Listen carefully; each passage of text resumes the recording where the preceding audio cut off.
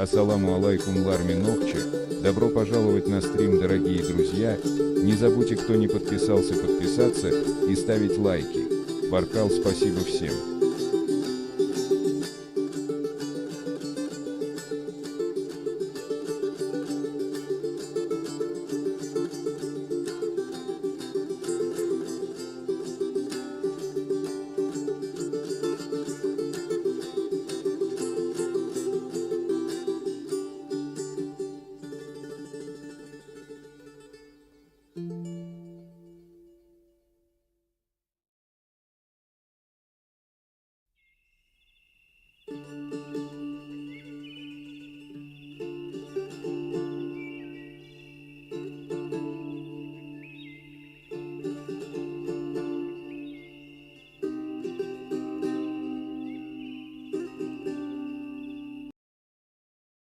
Об увеличении их, видя в этом залог своего необузданного существования.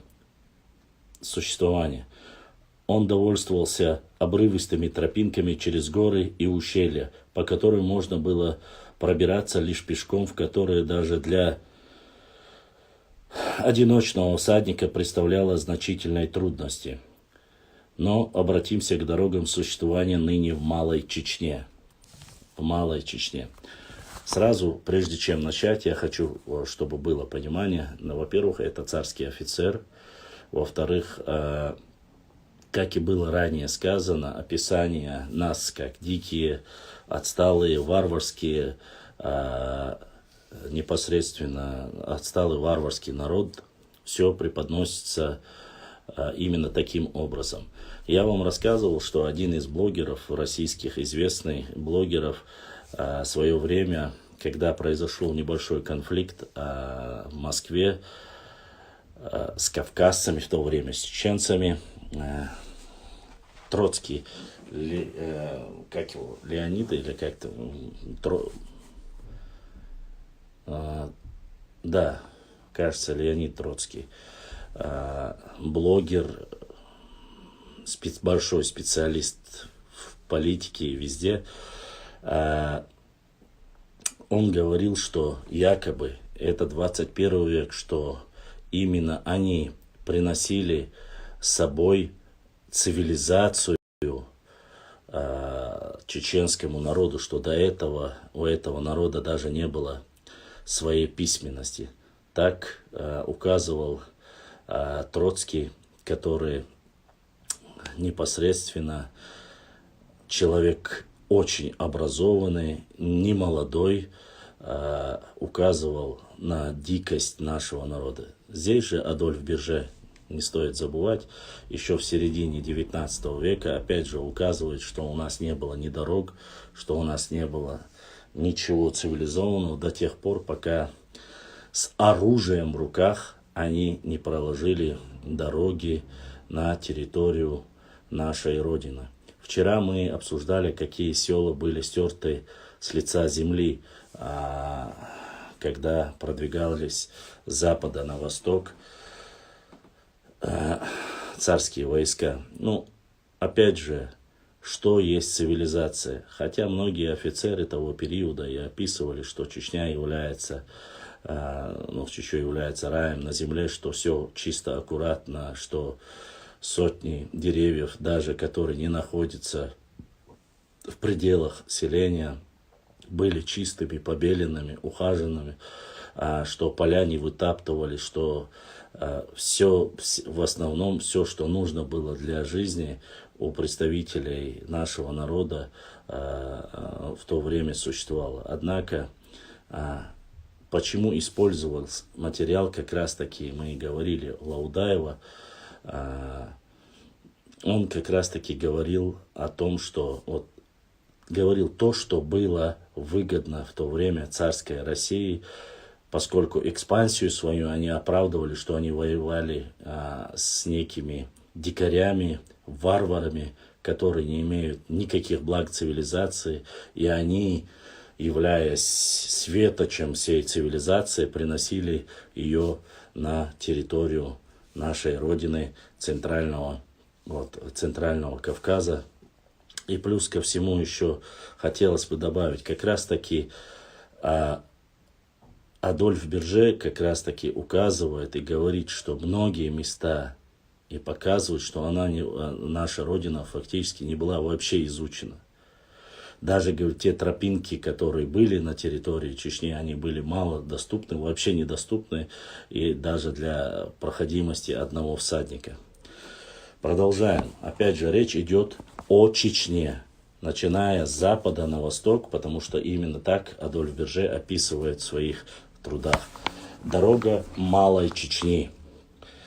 От крепости Грозной через упраздненные укрепления Урус-Мартан в бывшее Ачхоевское, а оттуда через Асиновскую станицу в Слепцовскую на Сунже. Дорога эта до выхода из Ханкальского ущелья на расстояние 14 верст, та же, что из... из Грозного в крепость Воздвиженскую. Здесь она поворачивает на юго-запад после переправы через реку Гайты, принимает до самого Ачхоевского аула направление на запад.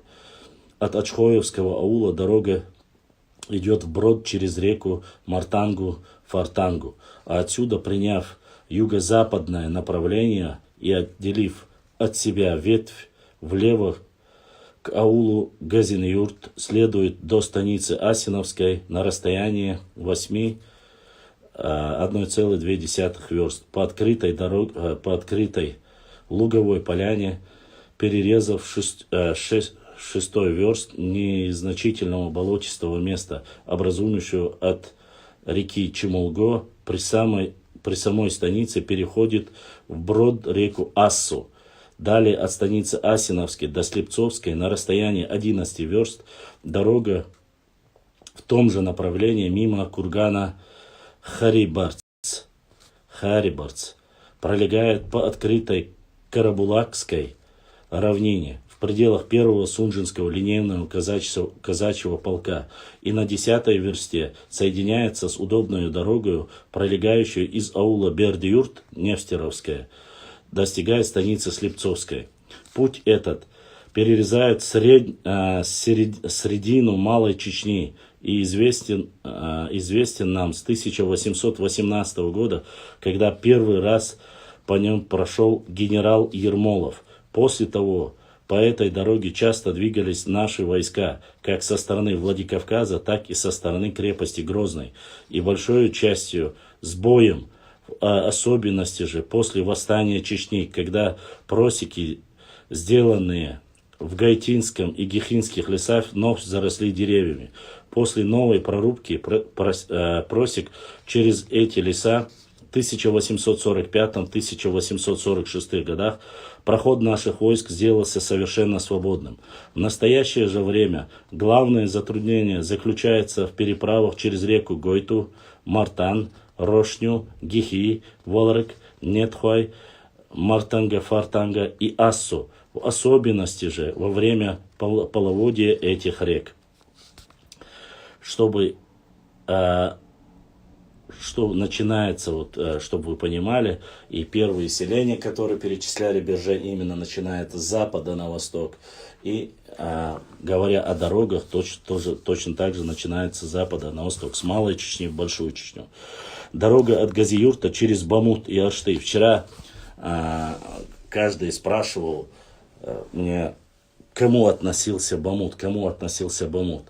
Бамут, Датых, Ашты, все они в этот период находятся в Малой Чечне.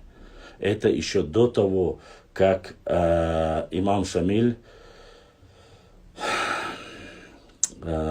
заключил договор или сдался, или попал в плен Борятинскому. Это до того, это 1848-49 года, поэтому здесь перечисляется, и сейчас точно так же перечисляется период дороги, говорится о Малой Чечне. Здесь речь идет, опять же, прошу акцентировать ваше внимание, здесь речь идет о Малой Чечне. Дорога от Газиюрта через Бамут и Ашты 8 верст. От Газиюрта до Бамута на расстоянии 4 верст дорога пролегает по по левому берегу реки Фартанга, имея с первой стороны густой лес, перейдя небольшую речку Арштычу, у самого Бамута она поворачивает вправо и на пространстве 1 версты идет по довольно трудному подъему к разоренной башне. Далее следует 3 версты крупным густым лесом, потом по открытому хребту до аула Аршты, оставив вправо сожженный около 150 густой лес.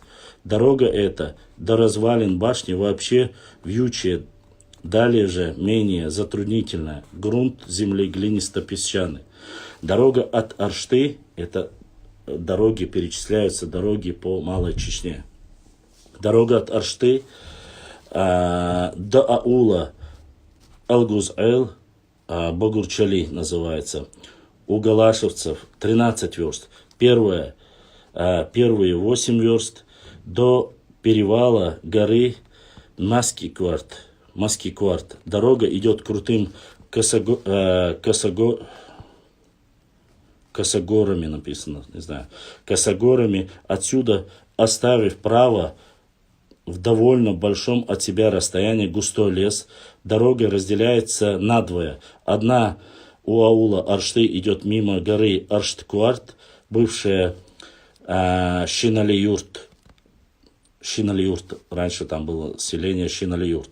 Другая бывшую Чемульго в пределах Карабулаков, в скобках взято. Обе эти дороги затруднительны для сообщения. Они проходят до самых развалин через густой лес. На 5-й версте дорога эта идет мимо развалин бережки. Пройдя не более 1 версты от одной развалины, она составляет вправо дорогу, идущую мимо горы Маскикварт, до развалин Точа-Али, густым лесом, чрезвычайно трудную. Дойдя до упомянутого перевала, дорога незначительно спускается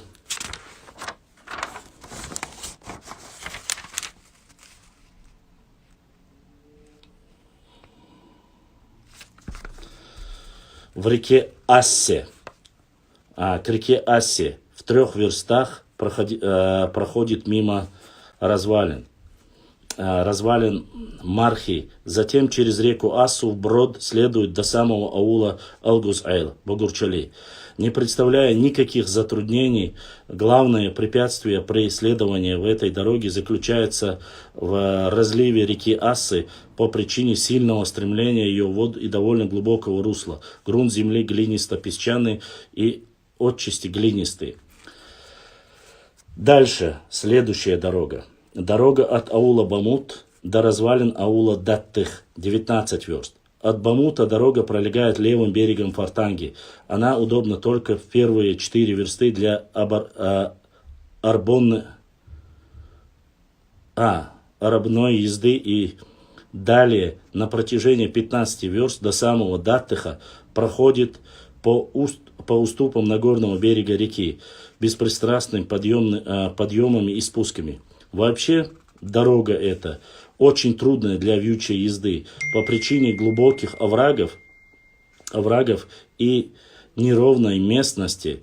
Грунт земли глинистый, песчано-каменистый. По ней проходили отряды в 1852 году генерал-майор Вревский и в 1856 году полковник Кемферт.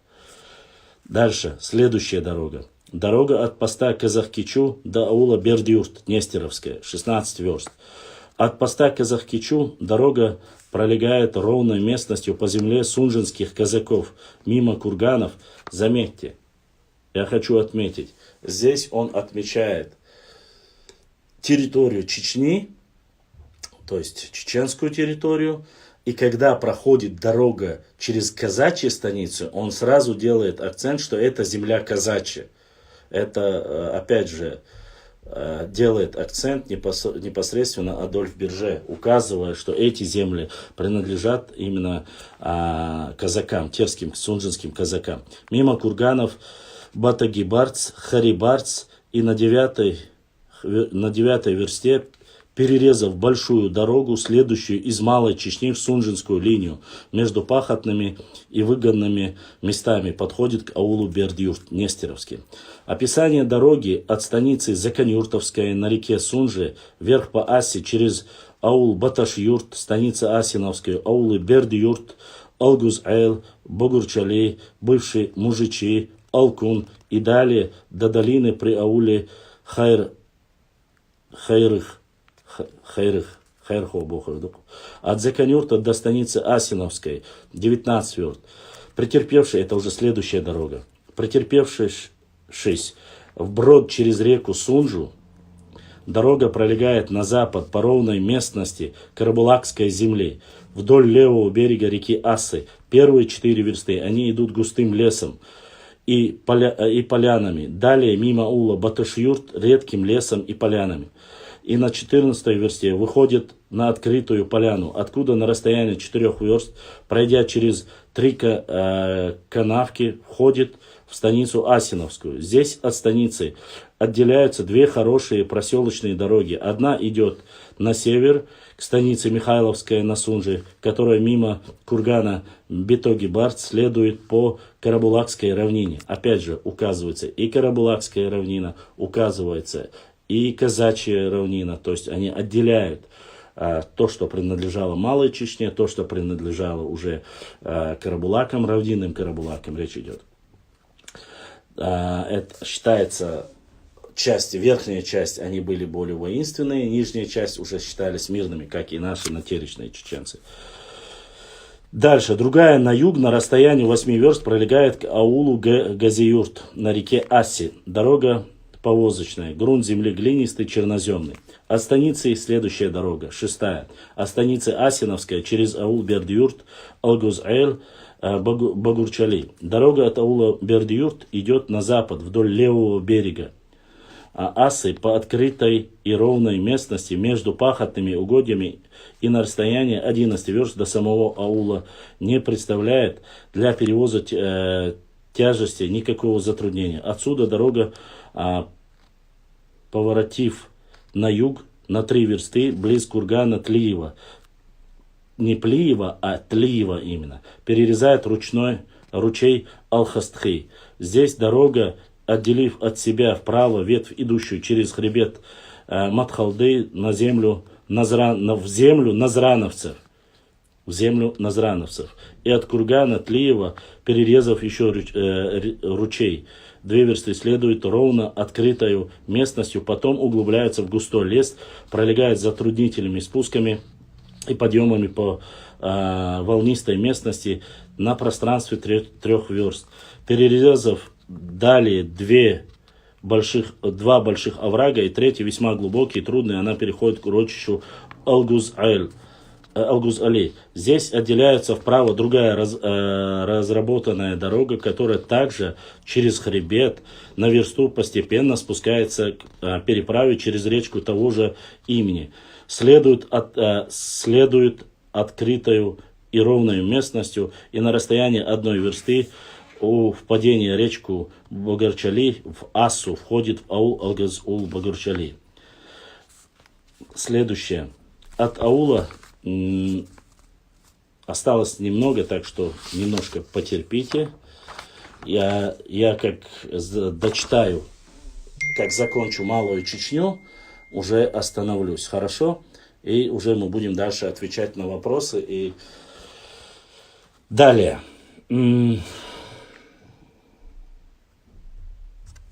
Далее.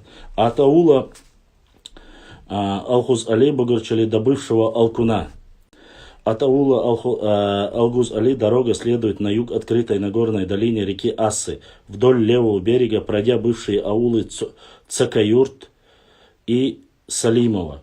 6-й верст определяет от себя влево через Асу в вьючую дорогу, идущую на восток мимо башни у горы Джакикуарт и бывший аул Даттех и к соляным колодцам Шаугун в долине Мартанги-Фартанги. Далее от точки разделения дорога идет по просеке незначительными подъемами и спусками.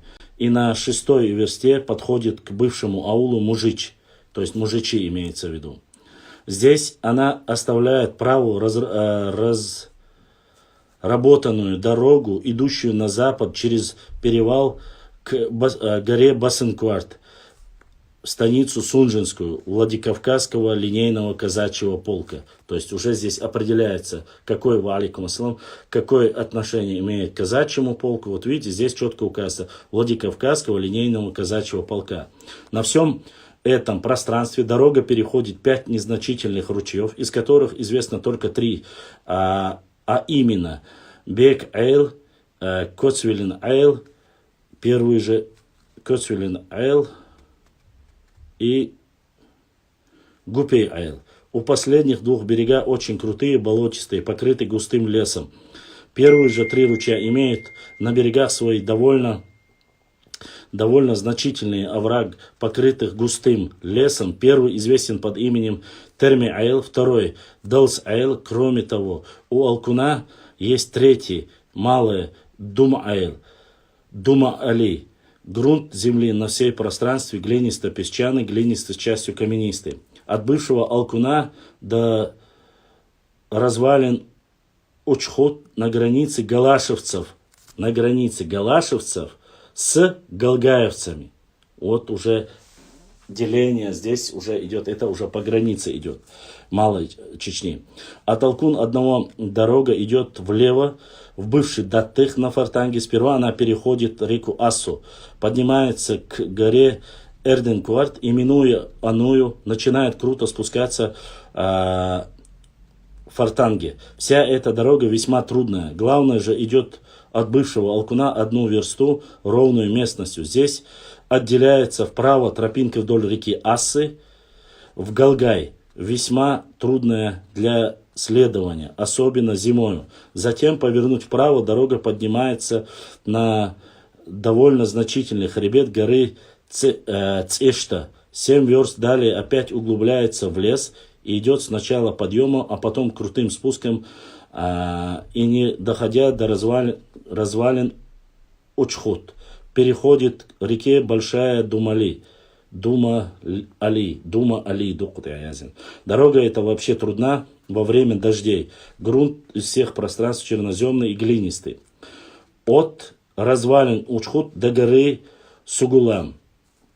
Сначала дорога идет значительным подъемом от горы Учхот, обойдя ее крутым косорогом, следует западным направлением к перевалу истоки реки Сунжи, где, соединившись с дорогой, идущей из крепости Владикавказ через Тарскую долину, круто повернув на юг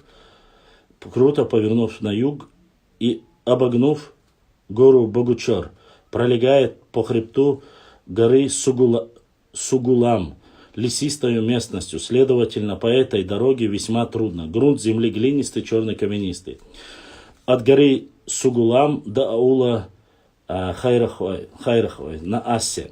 От горы Сугулам дорога начинается спускаться к реке Ассе чрезвычайно трудной тропинкой. По правой стороне дороги большие скалы, составляющие ребра горы Гел, а с левой глубокий овраг, по которому шумом и ревом стремится Асса. Все это пространство около 7 верст покрыто густым лесом. Спустившись к Ассе, дорога соединяется с той, которая идет вверх по реке из бывшего Алкун. Эта часть дороги весьма трудна для следования. Далее дорога идет крутым косорогом, на 9 верст проходит реки Ахка.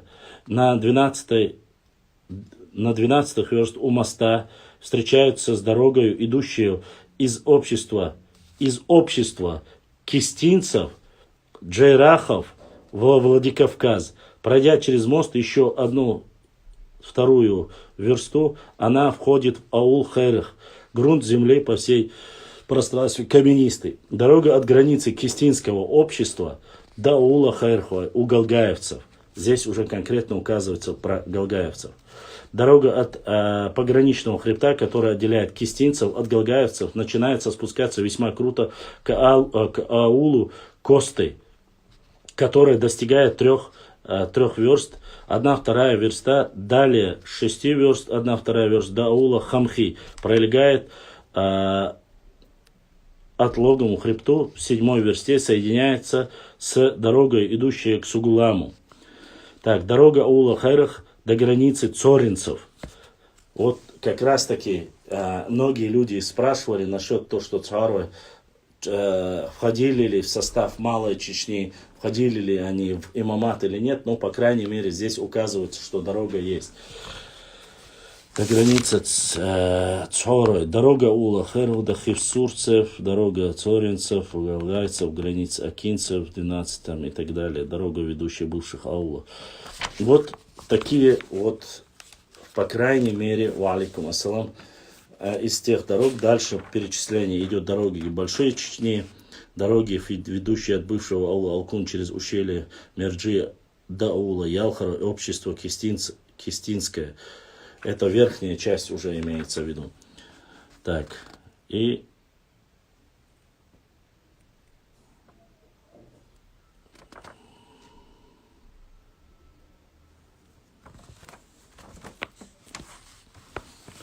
я вчера же перечислил их, эти села. Вчера перечислил все села, которые существовали и перестали существовать. Но сегодня, вот, когда дороги перечисляются, тоже есть некоторые названия. Есть некоторые названия, поэтому... Ну, вот смотрите, ведущие от бывшего аула Алкун через ущелье Мерджи, от аула Ялхара и общество Кистинское. Дорога от аула Алкун имеет направленность на восток. У самого аула она переходит через реку Асу, брод который безопасен только во время малой воды. Для пешеходной же несколько ниже брода устроен из бревен хворостой небольшой мост. Перейдя на правый берег Асы, дорога Отлова поднимается на невысокий хребет,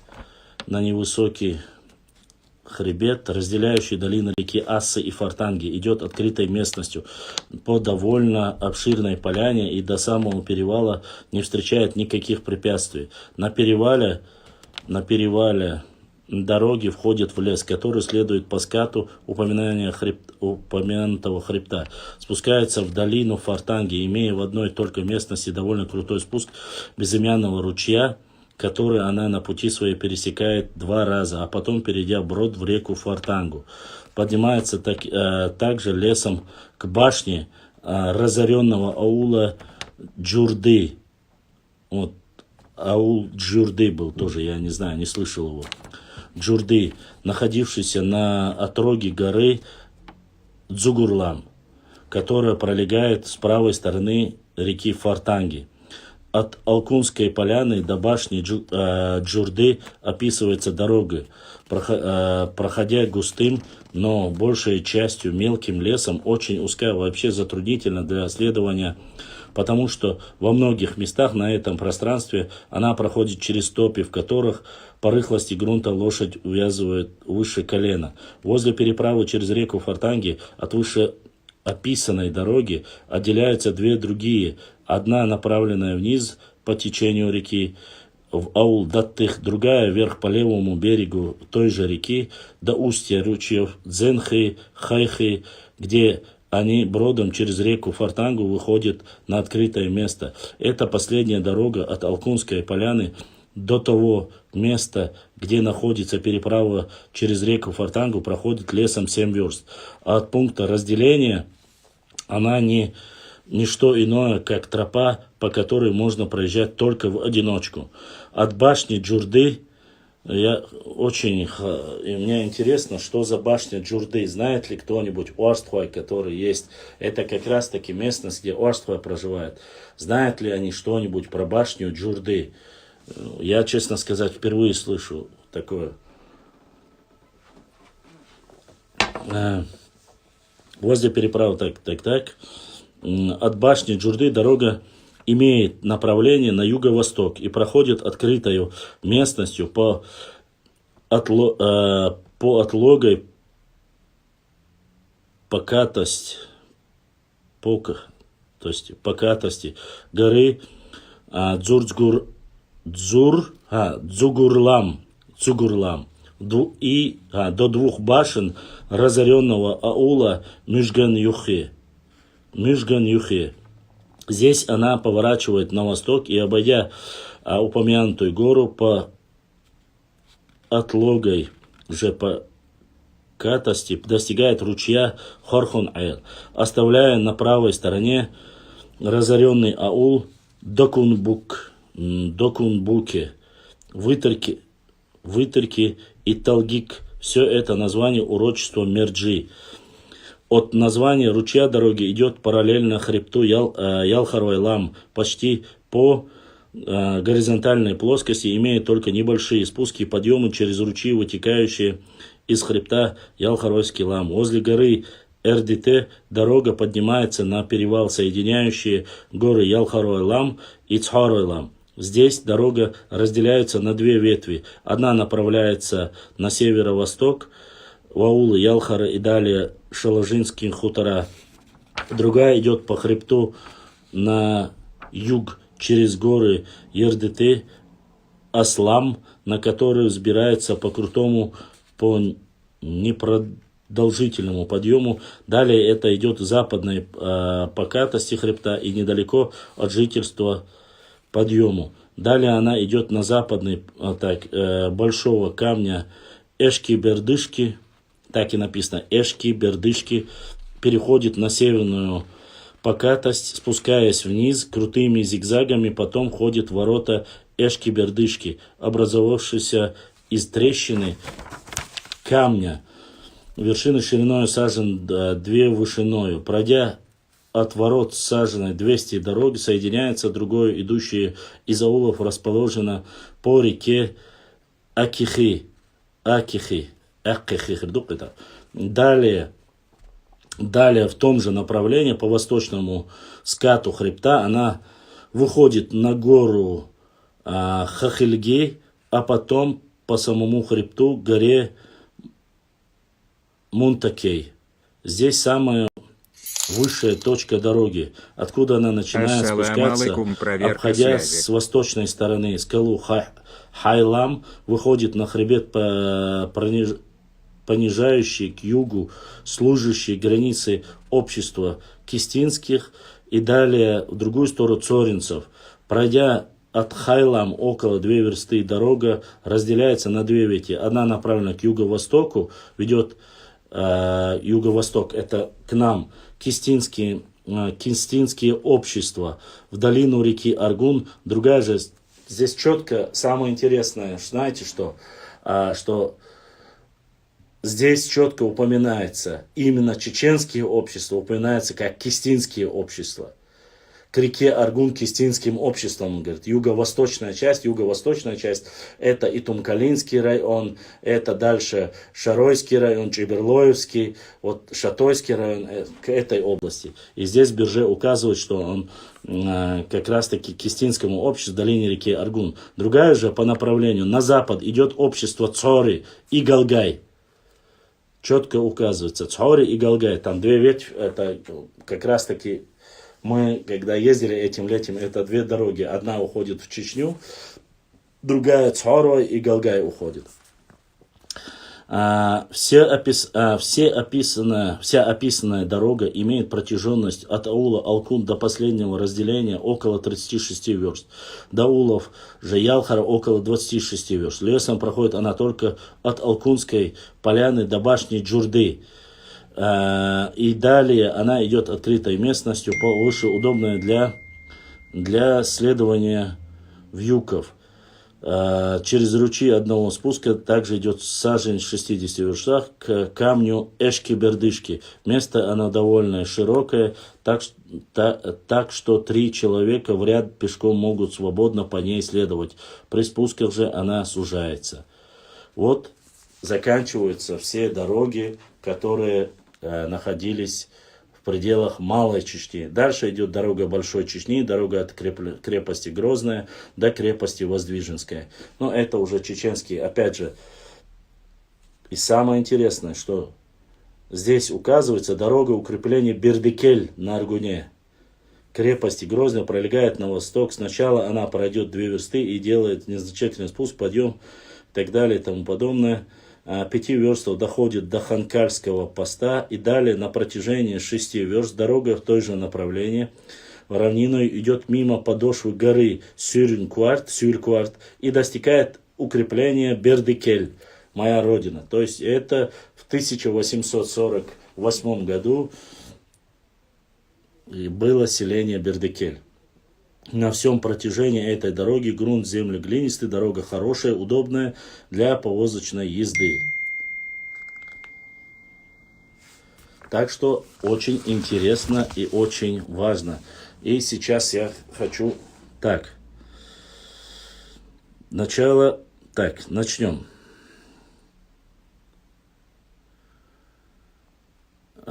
Задонатил. Ассаламу алейкум. Проверка связи. С Ютуба задонатил Дзурдзук Чечен. Дзурдзук Чечен отправил донат. Дал Сайл Будиснег Эзашка Соудолетил.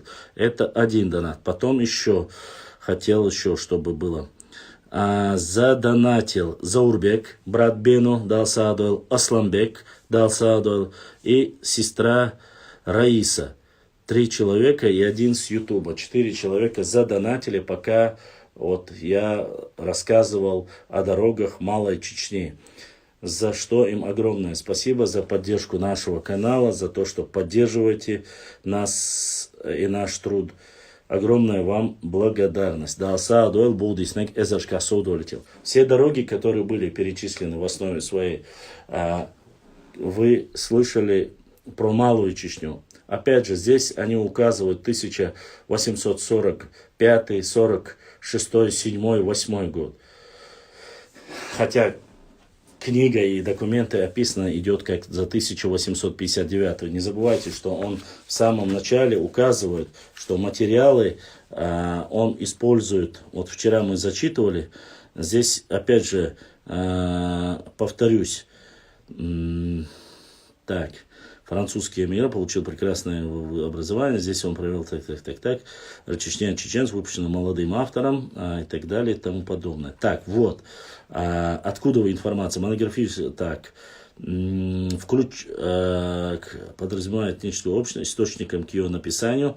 По сообщению самого биржи служили документы штаба Кавказской армии, краткое описание происхождения чеченцев, генерала Фрейтага, военно-статистическое и топографическое описание Большой и Малой Чечни, капитана генерального штаба Альшевского, а также навчийские предания, легенды. Но это уже дальше идет непосредственно. В Малой Чечне жили в основном Уарстхуа Карабулаки, конечно. Жили и Уарстхуа Карабулаки, жили и остальные нохчи, конечно же. Те, кто был на стороне имамата Шамиля и воевал за имамат.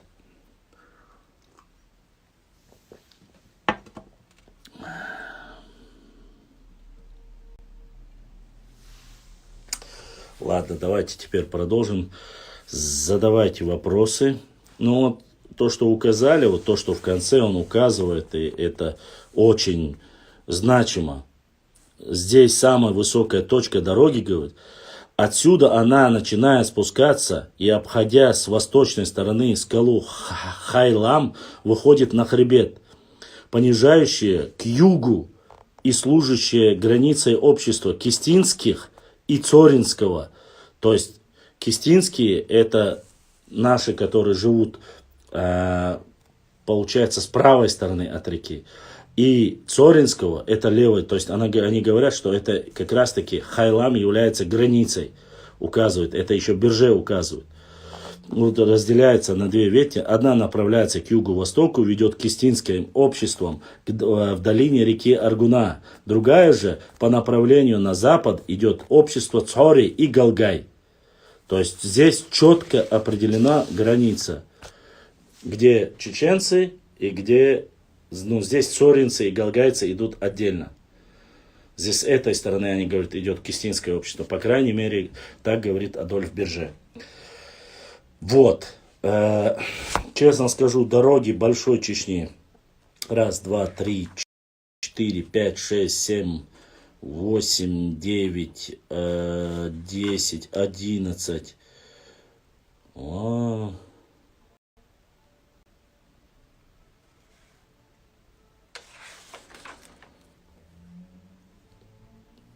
Шали. Введено. Шали, Ойтор, Гильдеген. Крепость Грозная, Тополи, Умахан-Юрт. Дорога Умахан-Юрт, Истицу, Горячеводск. Хобиш-Шоуда. Дорога Истицу через Кюринский пост, Герзель-Аул. Описание дороги Хобиш-Шоудан через развалины Джурты, Катышкварт, укрепление Ведан. Очень много дорог, которые дорога Воздвиженская Шали, дорога укрепления Воздвиженская Урус-Мартан, дорога укрепления Воздвиженская наверх по Аргуну через укрепление Аргунское, Шатойское, Евдокимовское.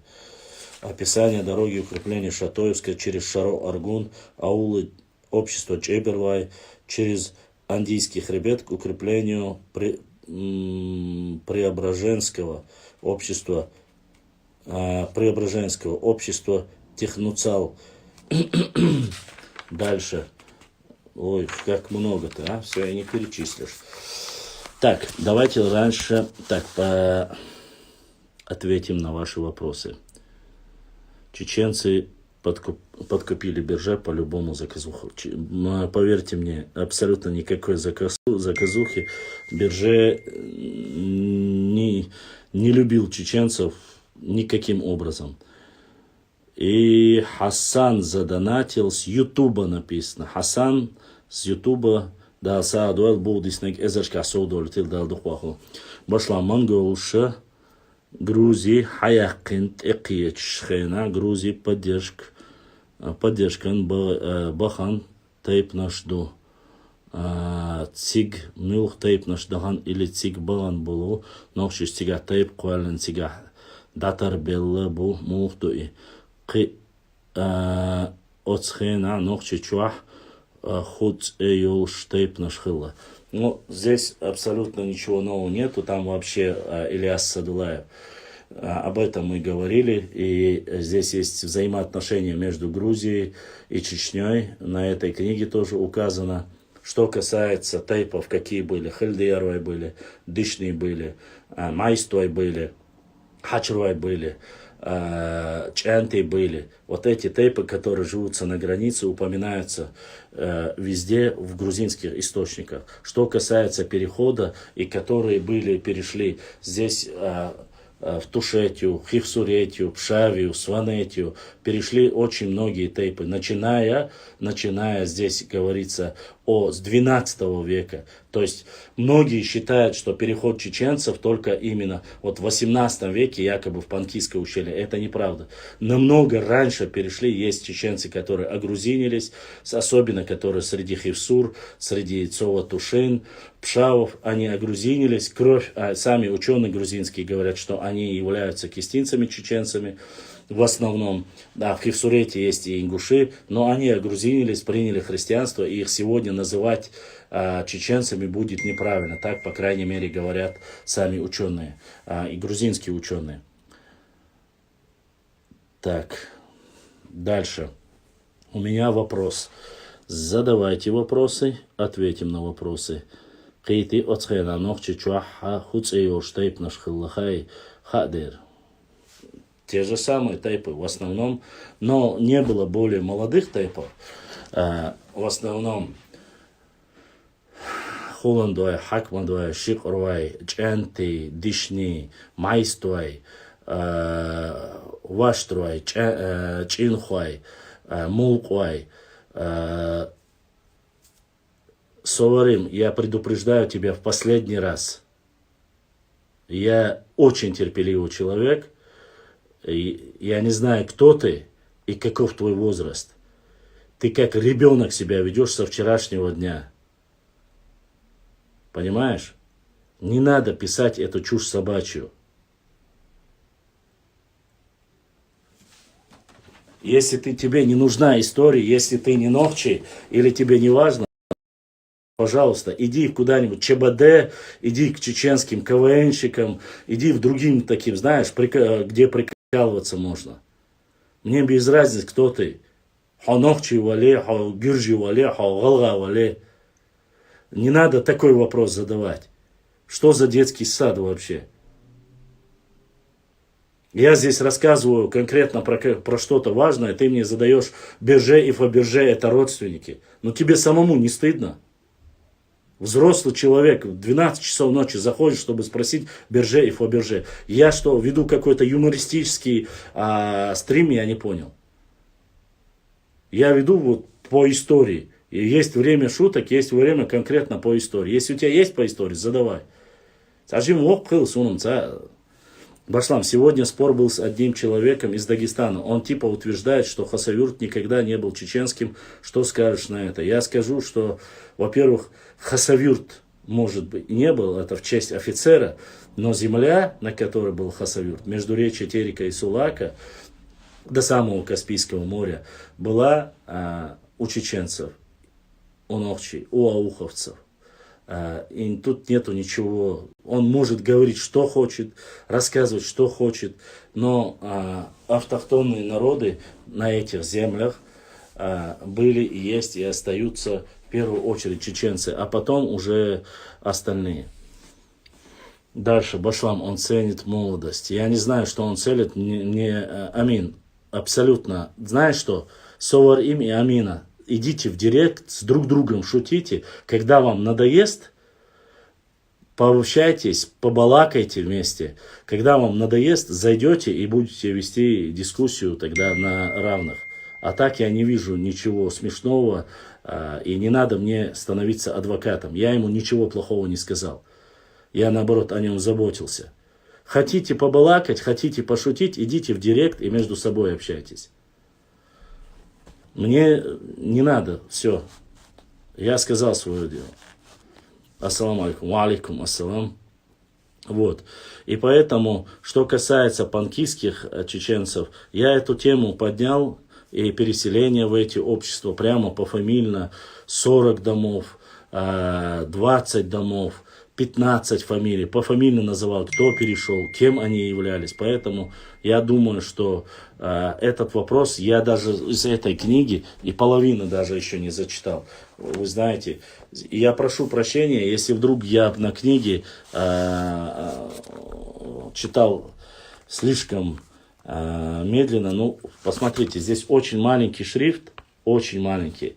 От обычной книги даже очень маленький шрифт и бумага желтая, поэтому немножко сложновато мне было читать, хотя он написан не на дореволюционном русском языке, и все же немножко сложновато его зачитывать, потому что очень маленькие буквы. Эта книга сама очень такая старенькая.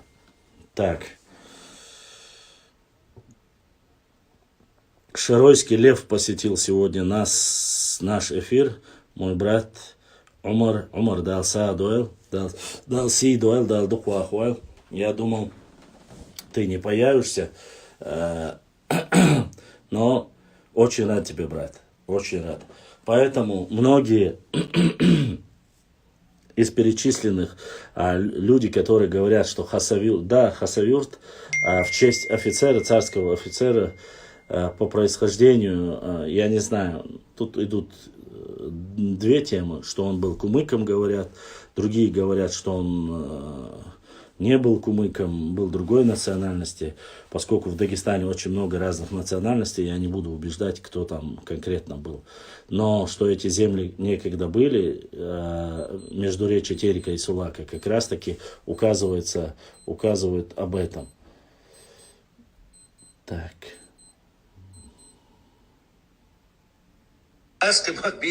И депортации Ормиш Хазнеясан Генарду. Да, я видел этот ролик. Тем, кто прислал мне его. Так. Дальше.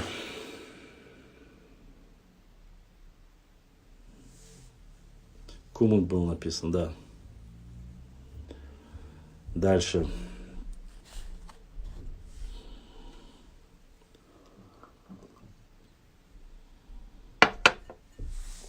Возможно, фамилия, возможно, имя. Не знаю, фамилия или имя, но он был царский офицер, и в честь него назвали, это я знаю. Вот. А земли, на которых были, конечно же, омки будут говорить, поскольку сейчас говорит, что они были когда-то чеченскими, это немножко, или там проживали чеченцы, это немножко для них болезненная тема. Хотя мы же относимся нормально. Есть кумыки, которые говорят, что Качкалыковская земля якобы вся их. Качкалык — это Гудермес, это Нойбир, это Герзель, вот эта вся область, Борони, вот эта вся область, они говорят, что это якобы бывшие их земли. Мы же к этому относимся вполне, в принципе, нормально, доказывая, как это было на самом деле. Поэтому здесь ничего такого нету. Обижаться не стоит. Мы для этого и работаем, чтобы узнать, где что есть. Ну, честно сказать, вот про Малую Чечню, вот это селение или горы, которые называются, для меня были те, которые, как говорится, много новых названий было. Хотя Мужген, там указывается, Цоралам указывается, там, допустим, Хайхарой указывается, Ялхарой указывается, Цвечой не указывается, но, видать, они как-то по-другому его называют. Это поэтому здесь немножко, конечно, нужно разобраться. Здесь не забывайте, когда нижняя часть мы обсуждали, Малой Чечни, они говорили, вот эти земли карабулакские, то есть нижнюю часть они относили плоскостные к карабулакским землям или казачьим землям. То есть вот эти два деления, казачьи земли и плоскостные карабулакские земли, они отдельно называют. А вот то, что находится все верхнее, как ни странно, они не говорят, что они относятся к этому обществу или к этому, поскольку, видать, в этой местности жили разные общества, разные тейпы. Вот. И если я не ошибаюсь, и упоминания Ахки есть там, и разные, даже каждая речушка имела свое название, маленькая, небольшая речушка. Вот. И это, конечно же, очень интересно.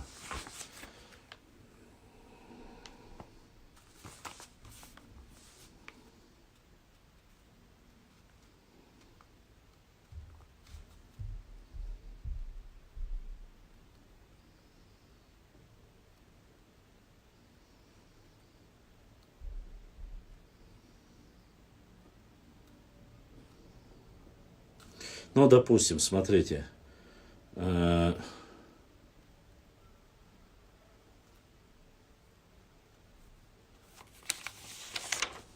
Сейчас.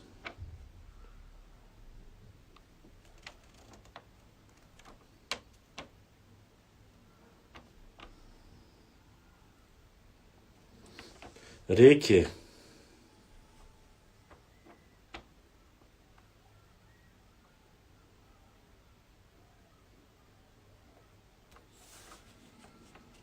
Реки Малой Чечни, Асса, Аргун.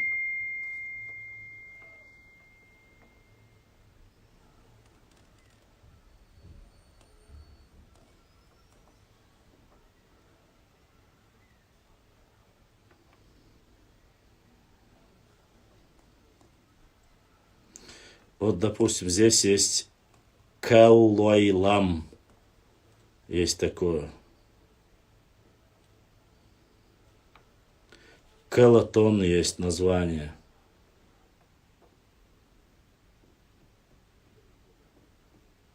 Вот, допустим, смотрите, четко указано.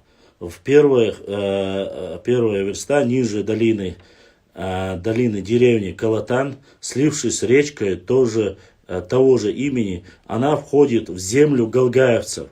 То есть здесь четко указаны земли галгаевцев, где находятся. Здесь она первоначально течет на север по тесному ущелью, в крутых берегах около деревни Пуй. Выходит на небольшую долину Алберты, протекая по ней около 4 верст и далее по открытому ущелью до развалин Галгай-Куашт.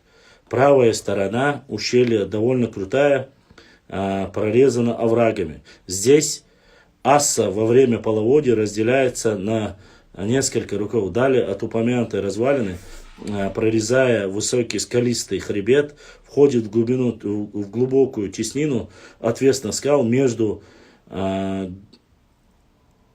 Гял и Калойлам. Тут река несколько изменяет свое направление, уклоняясь на северо-восток, на пространстве почти 10 верст, спирается с крутыми скалистыми веками, ущелье прокрывая густым лесом. Дальше вот.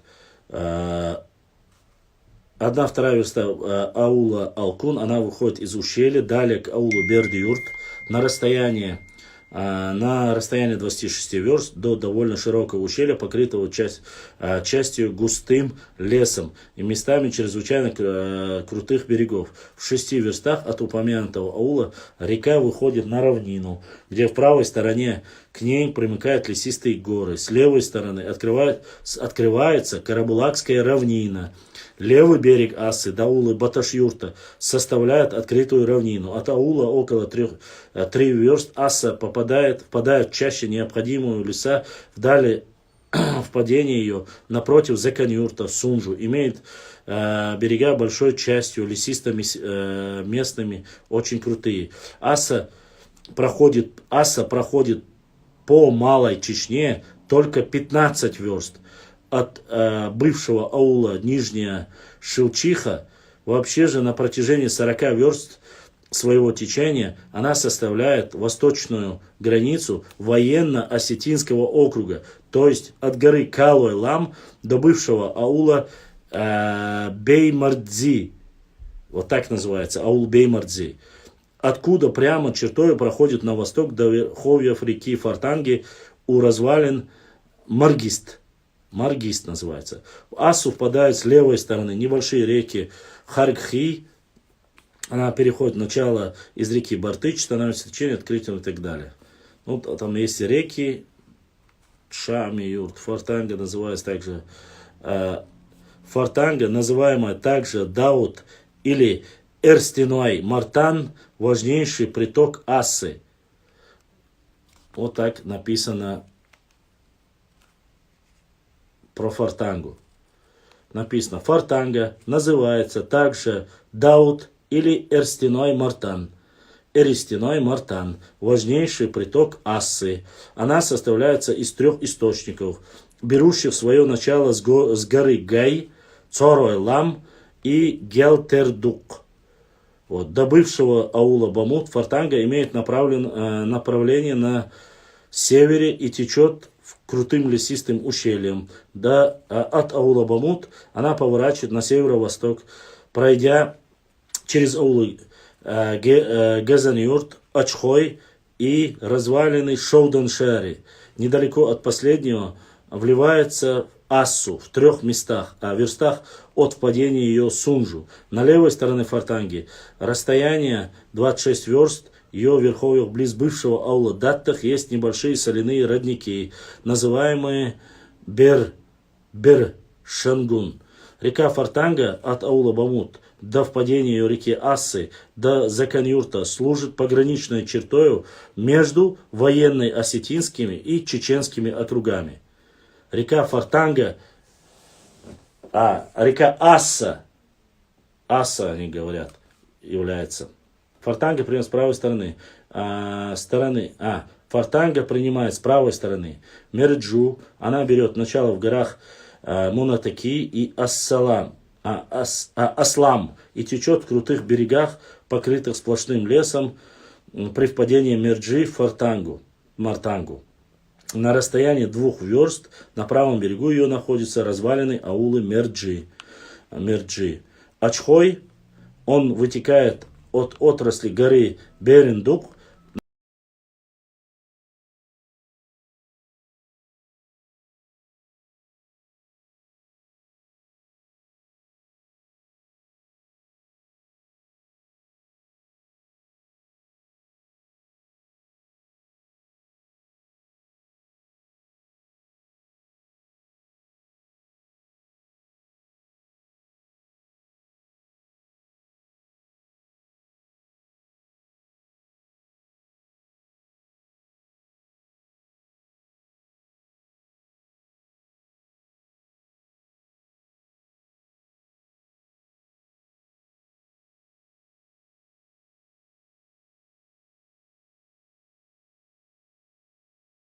направляющая на север между... Она течет через Ножа-Иртуса. Я знаю, где она течет. Это не одна и та же река.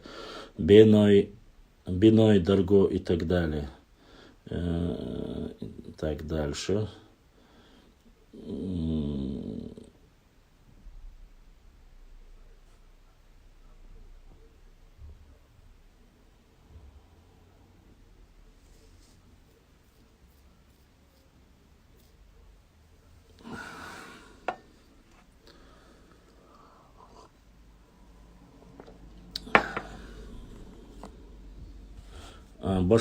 Башлам.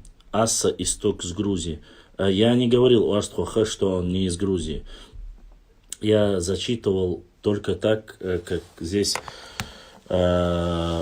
впадают в Ассу написано. Асса приходит по Малой Чечне только в 15 верст, я сказал. Вот. Что еще по Ассе? Асса после Аргуна главный приток Сунжи. Берет свое начало в главном Кавказском хребте и течет сначала по Архотскому ущелью на протяжении 10 верст в пределах Хивсурских, то есть с Грузии. Я же это зачитал, вы не слышали? Дальше. Башлам, название реки. Давай сделаем так, Саварим. Когда ты сам задонатишь, я назову сумму. А что присылают другие, я думаю, я озвучивать тебе не должен. Башлам, название реки Ясса. И тогда Асса это не одно, то это я сказал уже, ответил на этот вопрос. Повторно его прислали. На этот вопрос Ясса и Асса это разные реки. Разные. Вот. И вот такие вот вещи. Ну почему здесь упоминается? Я хотел еще сказать. Здесь упоминание некоторых галгарских, вот чтобы... Вот Джанхикуарт, вот это, что за гора Джанхикуарт, я так и не понял. Есть здесь уарстхой, которые могут назвать Джанхикуарт, что такое? Джанхикуарт это какая гора? Знает кто-нибудь?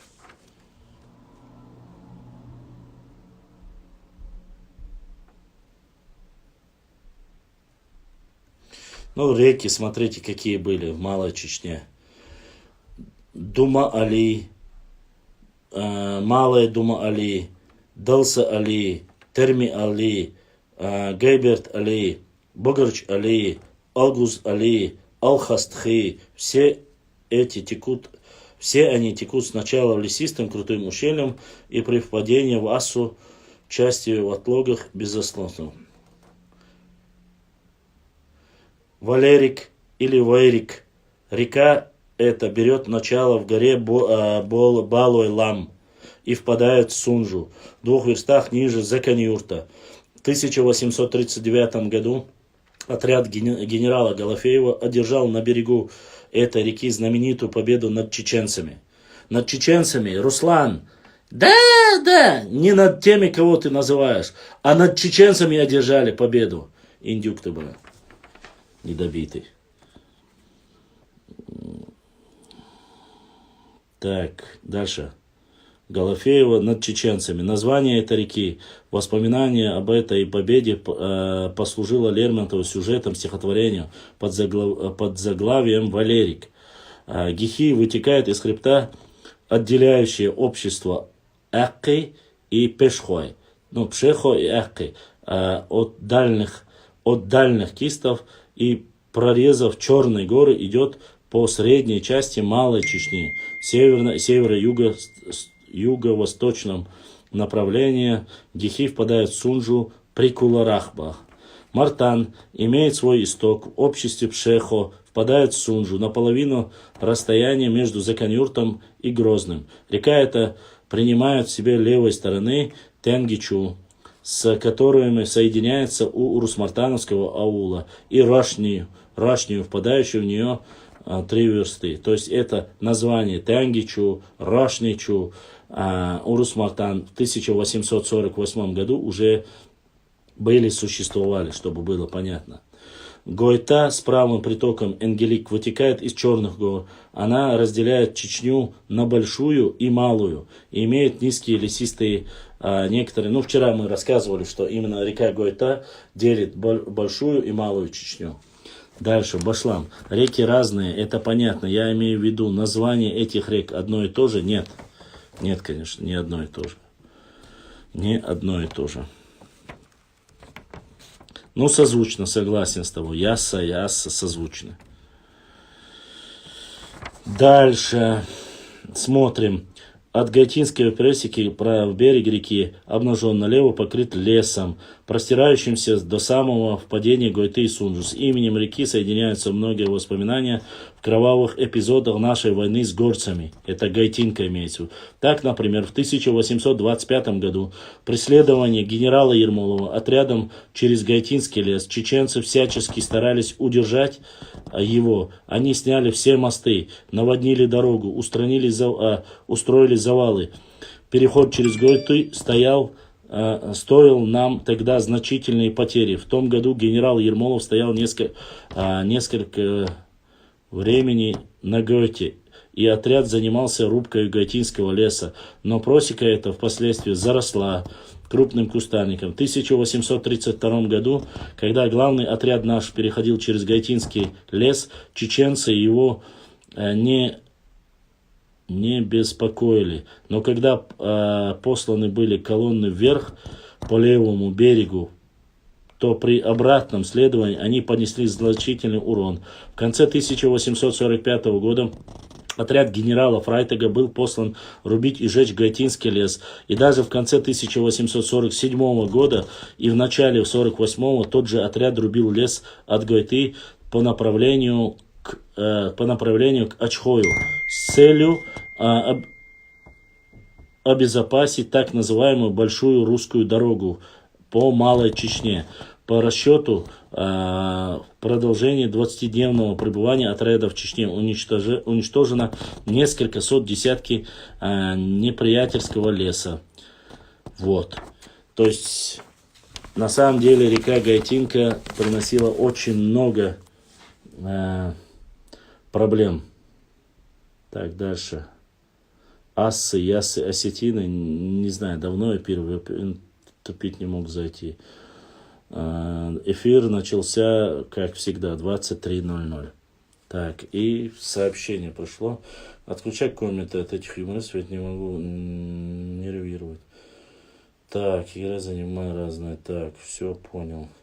Ну, конечно, мы будем отключать комментарии, если... Даже не комментарии, если будут нелепые сообщения, мы просто-напросто выведем из их эфира и все. Вот. Аргун — главный приток Сунжи. Он образуется из двух рек Чонты или Шато Аргуна и Шаро Аргуна. Эти довольно добавочное название они получили от тех обществ, через которые имеют свое течение. Чанты или Шато Аргун берет начало несколькими источниками из горы Барбало в пределах Хивсурских, в земле Кистин, река Кистин. Это имеет направление на северо-восток, а далее на север. Шаро-Аргун образуется из нескольких источников, имеющих начало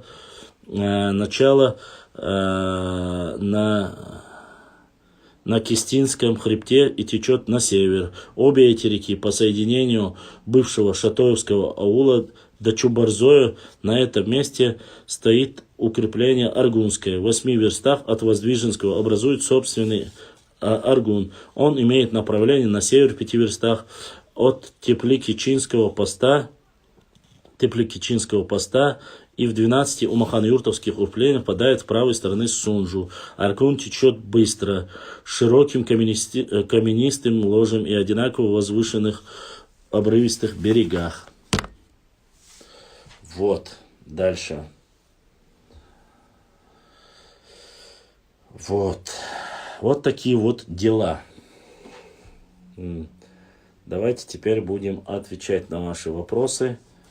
Там очень много, я боюсь, что просто-напросто... Ага, здесь...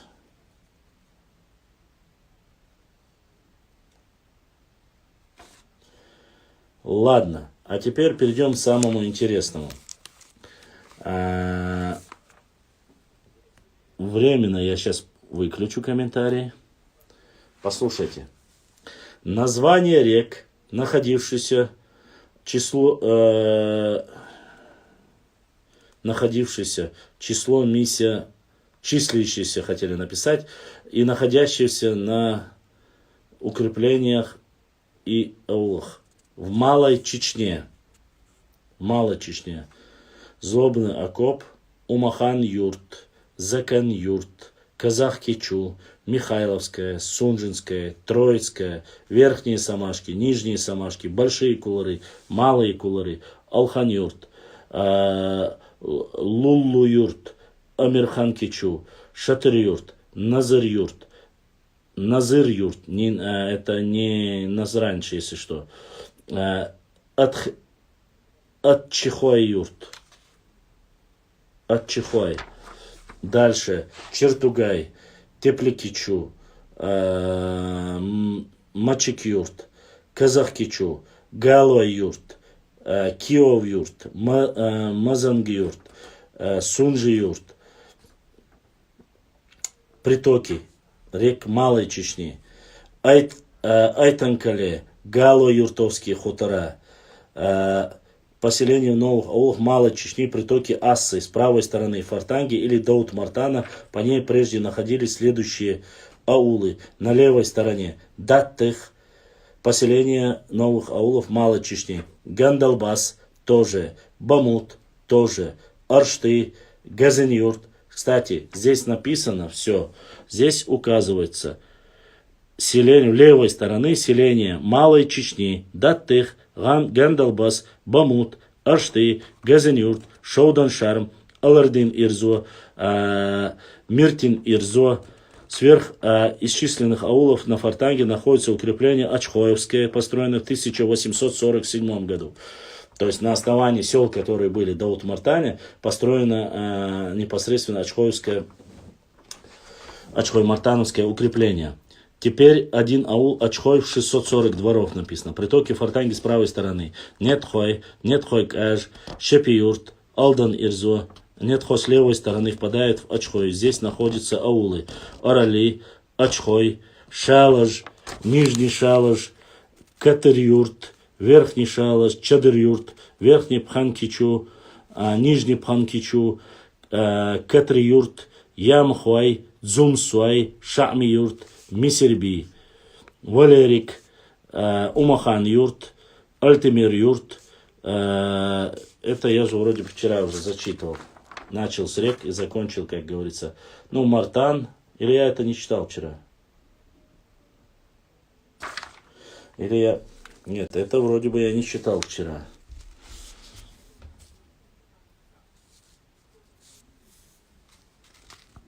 Верхний Пханкичу. Пханкичу я вроде бы не читал. Вот. Гихи, Малгуай-юрт, Чирмахой-юрт, Мазгарой, Магама-Ирзо, Мирзахан-юрт, Мачи-юрт, Дахин-Ирзо, Гихи, Терги-юрт, Маги-Ирзо, Даут-юрт, Сунта-юрт, Гехинг-аж, Джамбек-юрт, Зандак, Башинак, Ясен-юрт, Киов. Киов юрт диyorsun, хозяйца, Киов юрт. Дальше. Маусар юрт, Нурикхуа юрт, Муса юрт, Асаба юрт, Муса уст юрт, Измаил юрт, Мартан и его притоки Тянги Рошничу. На Мартанге и его притока Рошничу до 1840 находились следующие известные по всей величине аулы. Урус-Мартан, Белгатой, Джарган-юрт, Чурек, Пешхуай-Рошня, Цинтарой, Цуантарой. В 1850 году в Мартане находилась Гелхан-юрт, Мицин-юрт, Лачи-юрт, Чадой-юрт, Кантуай-юрт, Муртазали-юрт, Бункуай-юрт, Сари-юрт, Тугай-юрт, Али-Султан. То есть эти все хутора объединили и сделали из него Урус-Мартан. Тенги-юрт, Арбин-юрт, Ляква-юрт, Магомед-юрт, Ис-юрт, Рошня, Духки-юрт, Чурих, Мулачи-юрт. Между Тенгой и Рошней Дабу-юрт, Чирок-юрт. все поселены в один аул Урус-Мартан, 1600 дворов. Гойты с правым притоком Энгелик. Устархан-юрт, Чижнахвай, Гуайта, Чунгурвай, Эшбатвай, Геленгуайта, Мамук-юрт, Косар-юрт, Алда. Это я вчера говорил. Мисерби, Ляшкарвай, Ваквай, Зумсвай, Гендергнуай, Мурдал-юрт, Байсан-юрт, Это-юрт, Чунгурвай-юрт, Чуанти-юрт, Тахан-юрт. Все населенные, исчисленные на Гойте, Энгелики, аулы переселены в один Геленгойты, 450 дворов на Гойтах. Вот. Вот такие вот дела. Я боюсь, что уже сегодня всех вас своим перечислением достал. А теперь будем отвечать на ваши вопросы, чтобы вас не доставать чисто своим рассказом только про...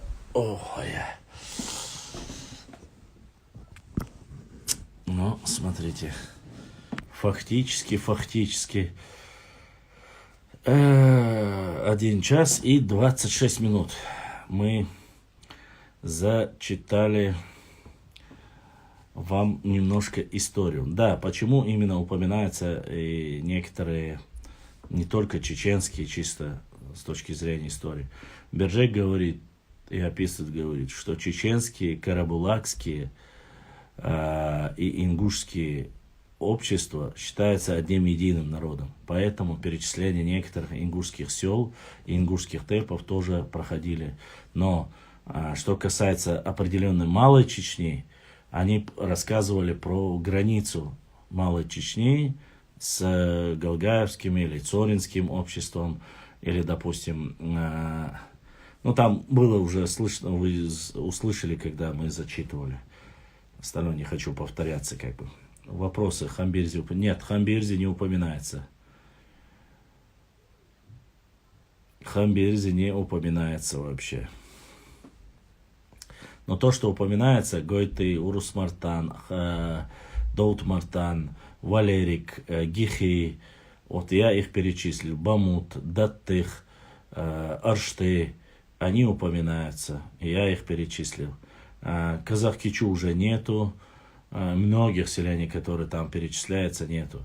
Уже в то время разрушенные башенные комплексы, они говорят, разрушенный башенный комплекс, разрушенные 2 башни и так далее.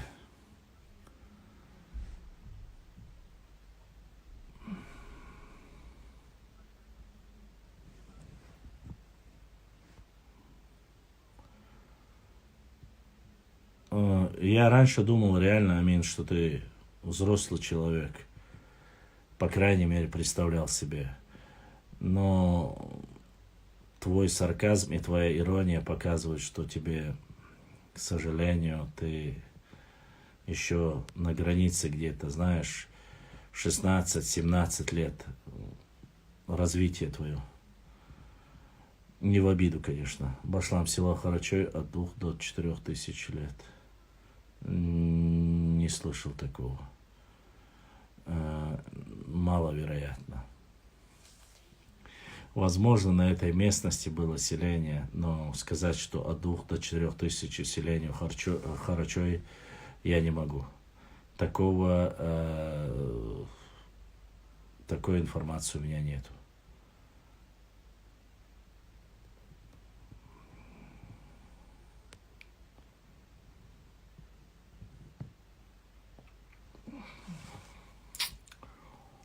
Вот, поэтому указания, и где они, даже в то время,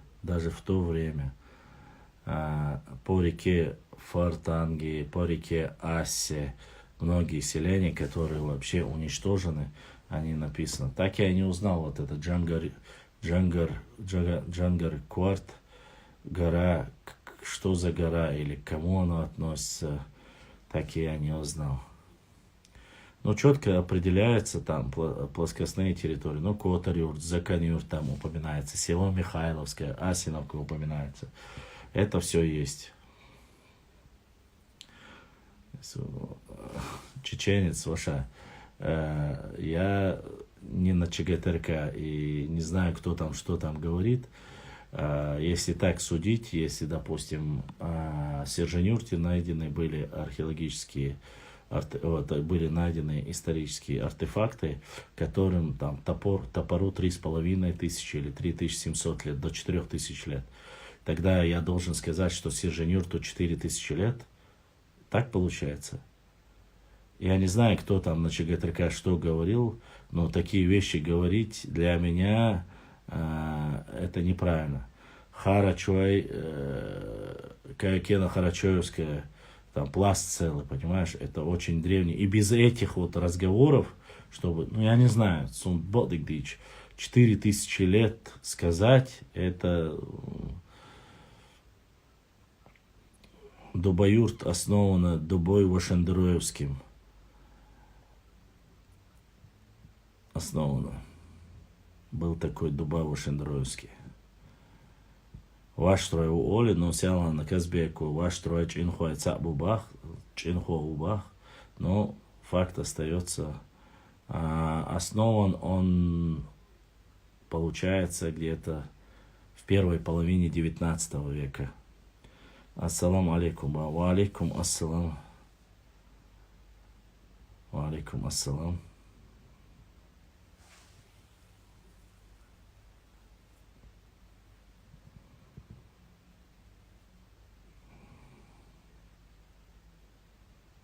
Нет, не разные.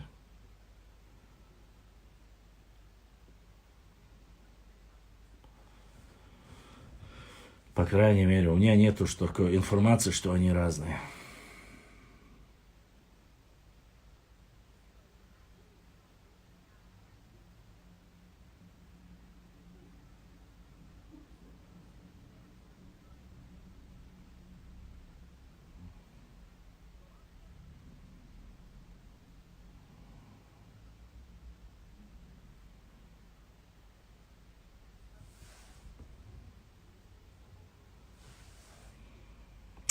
Дальше.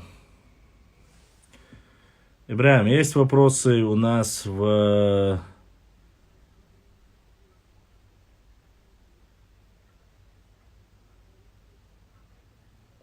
Опять же, послушайте, ну, это немножко неправильно. Это я не против, само собой, ни одного чеченского тейпа. Вот. В основном... Сусан сторонник всего нашего Эзгхарбу, но говорить о вещах, которые, что этому селению или тому селению столько-то, столько лет, я не стану. Башлам ногчи древнее, чем тюрки. Древнее на Кавказе, да. Ногчу 95. А так я даже не смотрел.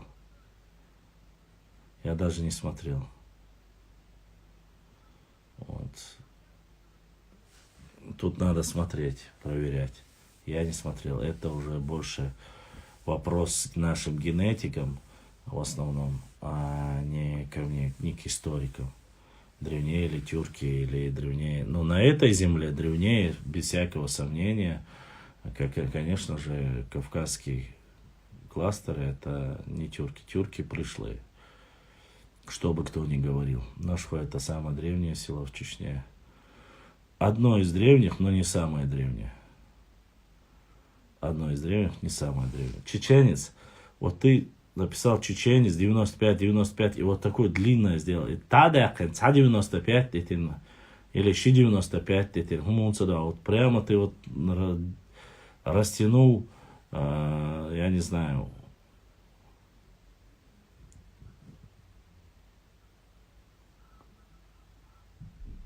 это неправильно.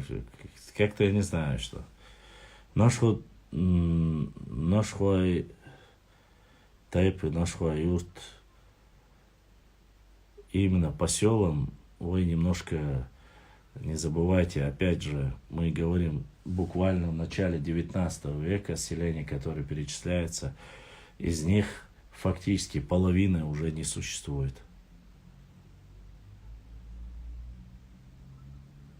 Ну, хотя бы 95.95 дела чечерит.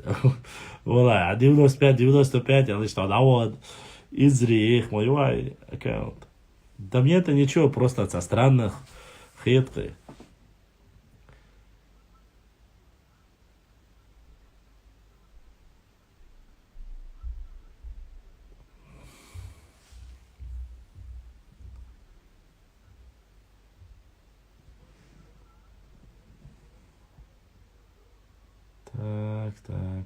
Так. Бисмилля. Я думаю, что ногчи древнее, чем тюрки, потому что мы ногчи, Ноев народ, Урарту, Шумер, это все, это ногчи, да. Так и есть. Близко родственные, как говорят многие. Все понял. Яцмас просто очень странно. И нам Мухаммад задонатил. Мухаммад Далса полдесник Эзершка удовлетворил. Дересхил, огромное спасибо, благодарность большая всем, кто поддерживает нас. Сегодня у нас уже поддержало 1, 2, 3, 4, 5, 6 человек поддержали. Ну, хилуш, ой, да, верта, понемножку. Уже чем больше людей, которые помогают, тем проще нам бывает сделать на следующий день эфир или стрим. Так что, Мухаммад, огромная благодарность за поддержку нашего канала. Так-то сегодня 2 человека с Ютуба тоже задонатили.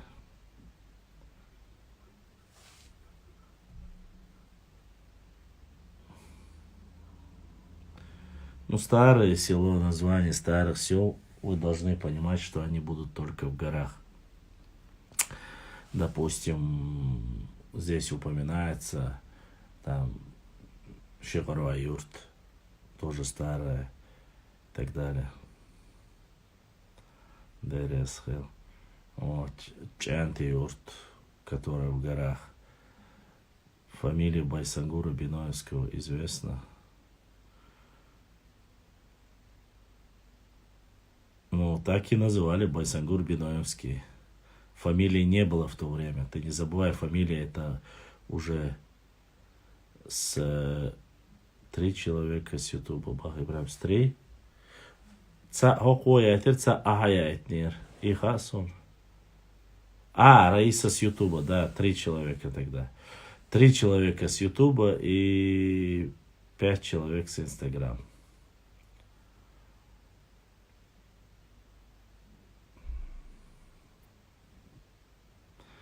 Фамилии пришли только в 19 веке.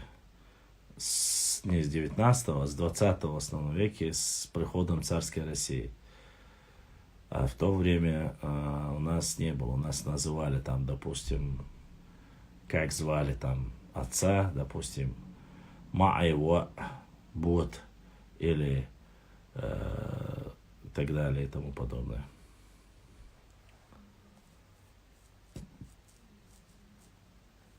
Умива, или Умива, там, допустим, Батуко, или Шихмурзва, Батуко, как-то так. Жалко.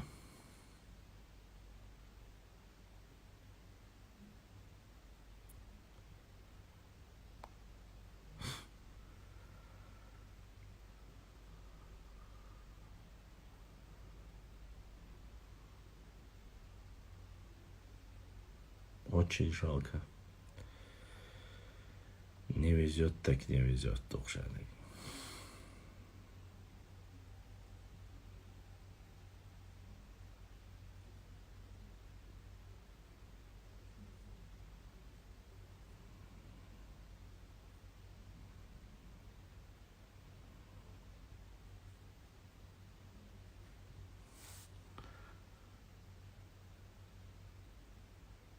Тайми Бибулт.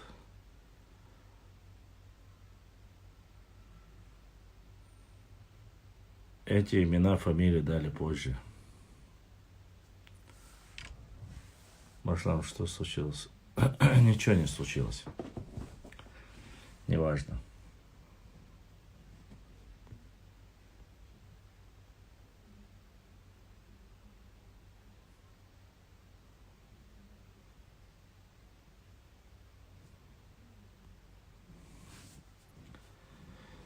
Так.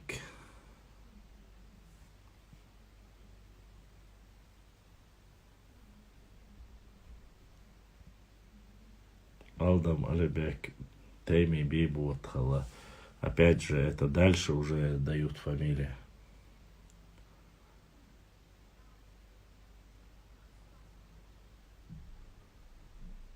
Потому что мне так по кайфу.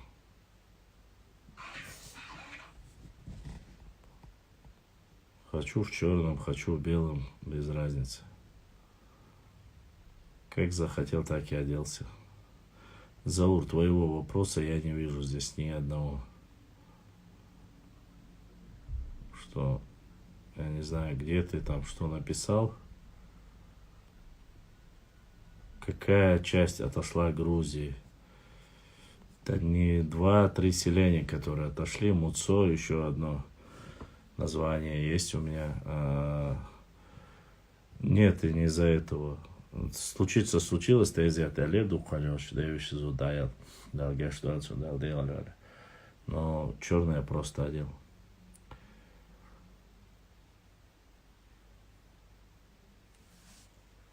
Вот. 2 селения отошли. В принципе, какие там, ну, с Грузией у нас как таковой спорных территорий нету вообще. Как таковой у нас нету с ними спорных территорий.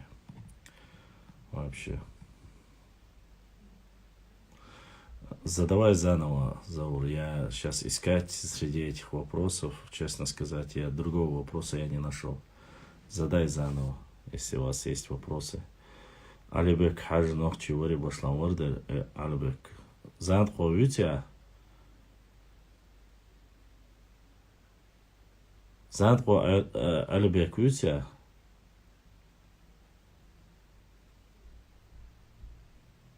Из Вамори Хицалцасон.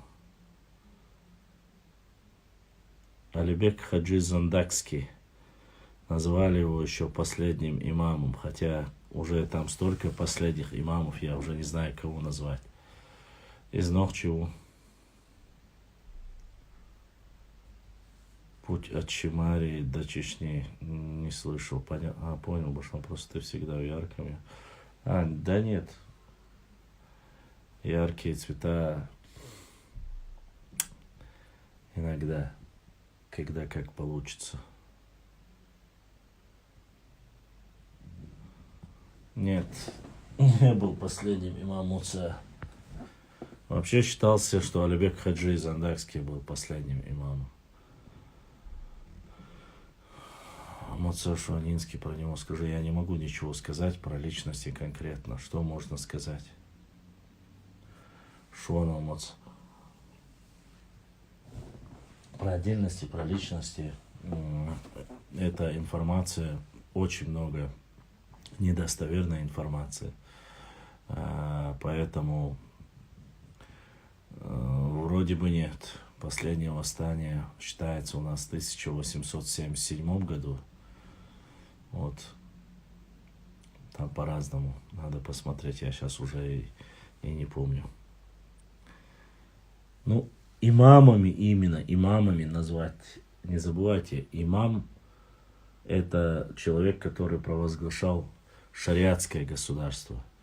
Точно так же, допустим, имамом можно назвать шейх Мансура.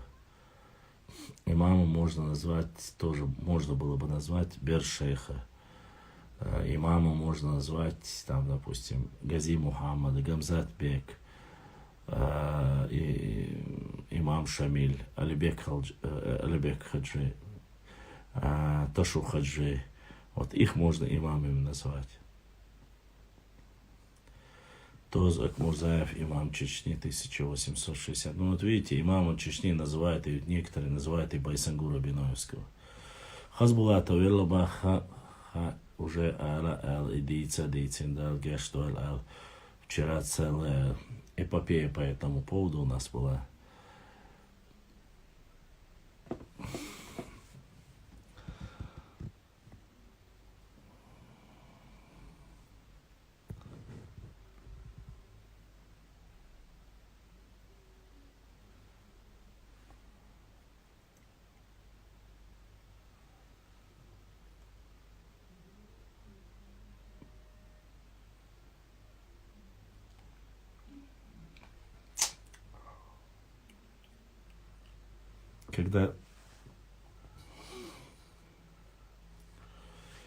Когда зачитываешь какие-то материалы, прямо ведут какие-то целые баталии.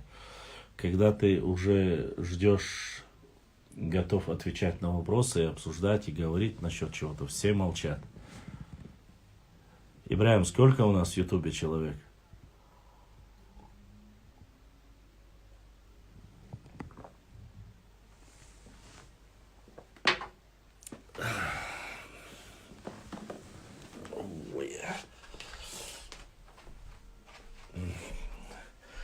Этот сидячий образ жизни меня, конечно же, добьет окончательно.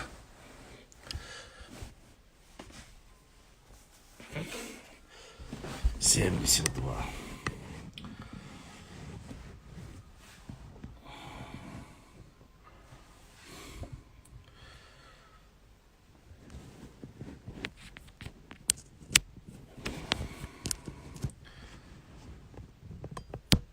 По локоть, по кисть, по локоть, по колено, не полностью, по колено. Какое последнее восстание было? Башлам давал, надо двигаться. Больше брат. Нет, чуть-чуть осталось.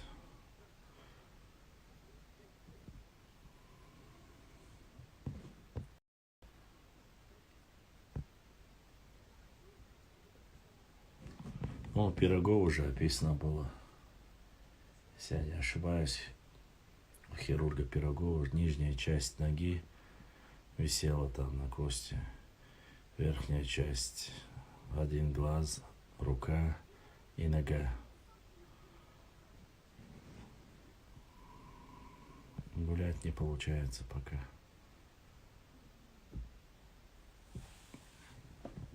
Последнее восстание было столько, я уже сомневаюсь тебе сказать. Наверное, последнее восстание было до депортации. Вот как раз таки последнее восстание было в то время. Нету велосипеда.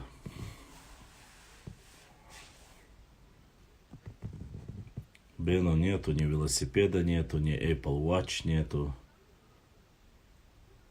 Вот, поэтому...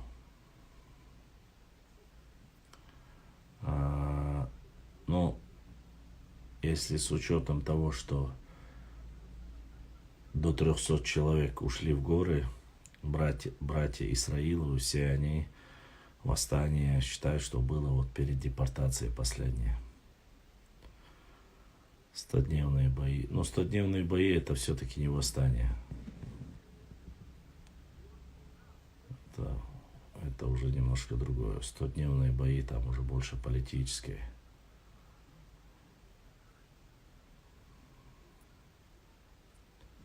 Гражданская война это не восстание, это когда против конкретно власти, а не за политическую какую-то основу, чтобы ты стал или белогвардейцем, или чтобы ты стал за царскую Россию ты, или за красную Россию ты. Это не война. Восстание это все-таки больше, когда хотят люди независимыми быть. Не восстание, я же и сказал, что это не восстание.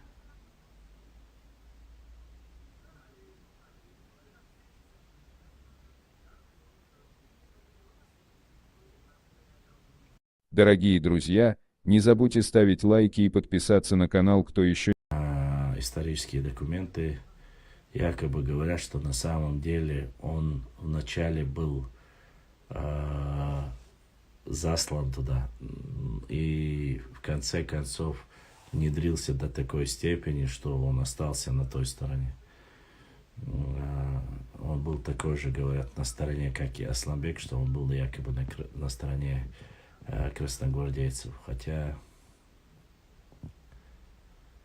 Кавказская война, Башлам, это оружейная война или что? Оружейная, конечно. Давно оружейная война. Конечно, были и войны, где с ножами воевали. Майырбек и Асланбек Шарипову не слышал про них? Вот.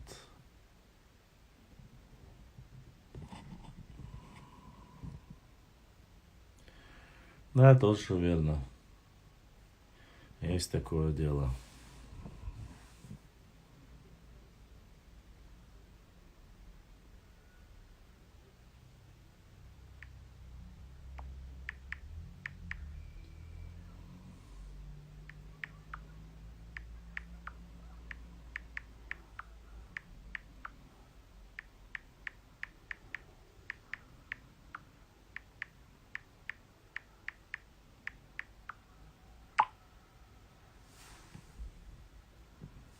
Гургал чисто на топорах дрался.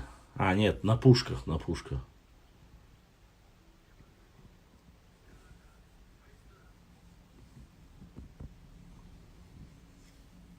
Почему?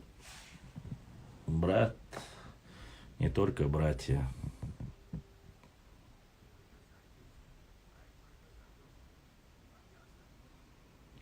Надо чеснок, лук есть, если не здоровится. Не здоровится, это очень плохо. Нет, не с ножом. Опять же, у Байсангура было и ружье, был и пистолет, была и сабля, шашка, называйте как хотите ее. Вот.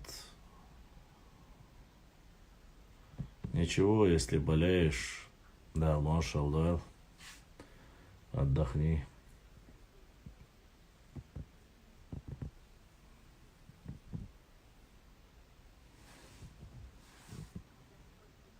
Угу, всадник без головы вор.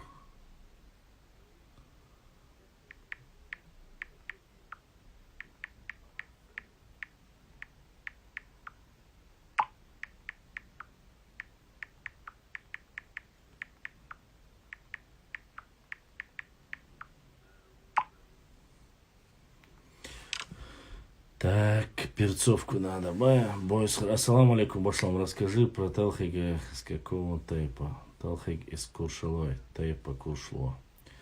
Найб Большой Чечни. Вот, в основном Шалинский сектор. А что можно рассказать про них? То, что они... Ну, я и сказал, из тейпа Куршло. То, что они ступились за своего религиозного деятеля и своего отче нашего. И погибли все, они хотели мирно, но их пустили под расход, и они бились до конца, погибли в Газавате. Поэтому я не могу сказать, что прямо вы... Это же простые элементарные вещи, которые, насколько я знаю, они из-за своего устаза впряглись. Но это немножко религиозная тема, я в религиозную тему не сильно хочу влазить. Там столько нюансов, и если ты ошибешься, потом эти звонки, эти разговоры мне не нужны. Вот. Но факт остается, что они хотели мирно, чтобы выслали их устаза, чтобы его не высылали, задержали его во время задержания, чтобы его опустили. И произошло это сражение, где погибли все эти мюриды. Вот. Эти вещи, допустим, опять же, я опубликовал по поводу, когда окружили, генерал Миллер, кажется, был, когда окружили Дубова-Шендероевского, Была такая резняка, когда они ночью подкрались. Дуба успел выскочить, еще с ним несколько человек, уйти в лес. Остальные чуть ли не были добиты казаками, которые прошли. Очень такое кровавое месиво. Описывать это, конечно, очень сложно. Башан талхик техар дакайкин веч аскыш сон бинер тешенбях бар, или он знал, что он идет на смерть, как думаешь? Честно, в принципе, зачем их и было убивать, я не знаю. С этой властью очень сложно сказать было с царской Россией. Ну, что как поступили с расстрелом этих ауля, устазов, которые собрали в Урус-Мартане.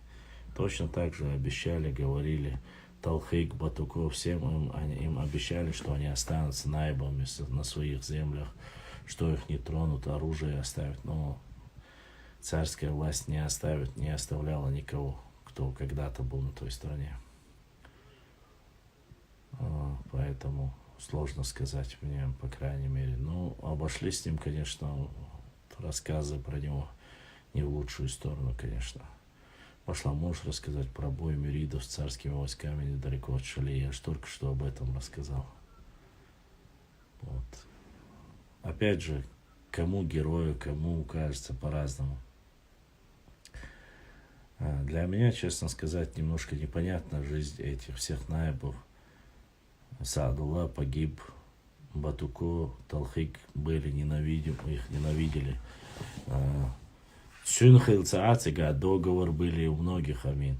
Договор был у Батуко, договор был фактически почти у всех, не скажу, но у многих были договора с царской Россией от Борятинского. И говорят, опять же, Дуба тоже отступил от этого, Саадулла отступил от этого. Первые начали отступать с Малой Чечни, наибы Малой Чечни. Не все, конечно. Но они начали отходить, поэтому Талхик был не единственный. Башлама правда, что последняя школа, то ли военная, то ли религиозная, где обучались дети, была в Очхой-Мартане. Да, правда, я об этом писал и рассказывал. Это было в Даут-Мартане. В Даут-Mартане, кажется, была. Вот в этой области. Гихи, Даут-Мартан в этой области был. Ну, погибли, видишь, кто погиб. Погиб Ташу Хаджи погиб. Ну, в основном большинство из них погибли. Ахверды Магома погиб после грузинского этого похода, погиб. Саадулла Гихинский погиб в Турции. То есть, когда пытались они вернуться обратно, когда поняли, что их обманули. Сколько их и как они погибли, все одна описать.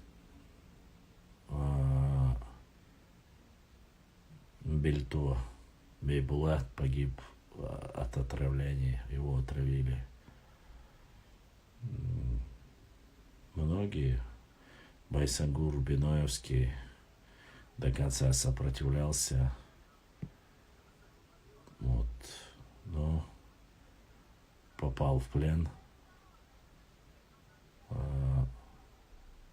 и был повешен. Что касается каждого из этих наибов, Шуайб Мулла Центровский был убит. Причем убит, считается, своими же, за что имам Шамиль убил почти что 40 человек из его тейпа. Шуайб Мулла Центровский был любимчиком у него. Ну, любимчиком был и Саадулла Гихинский, был тоже любимчиком. Дар Арджоут хан, Эски, Черту, Эски. Их просто не всех передать. Аиса Гендергно, Аиса Солгер Гендергно. Сколько их было? это бы, я не могу сказать уже.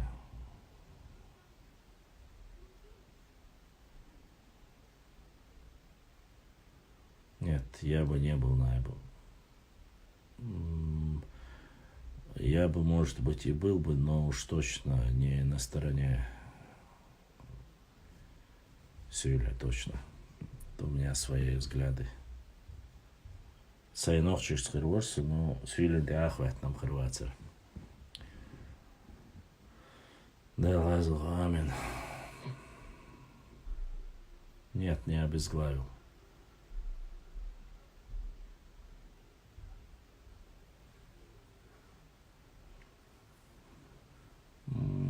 Boysxarin tiaxuttarvar, Shuaipin tiaxuttarvar, Sa'durlen tiaxuttarvar, Batukon tiaxuttarvar.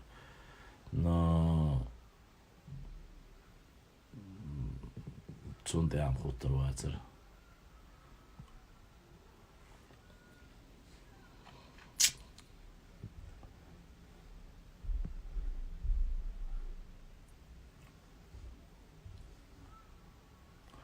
Шейх Мансур Дерес Хил,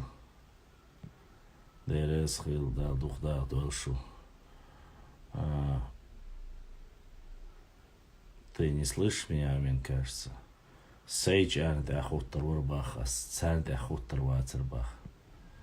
Ты меня, кажется, не слышишь, не поняла, о чем я говорю. Я провожу аналогию. Альбек хаджи ты охоттар Бейбула таймеюн ты охоттар ушурмин хетевити хутр. Ушурми цани балдыш до конца чахван хажар варса. Ушурма до того тигр хилдух. Не забывайте, что Ушурма был очень молодым.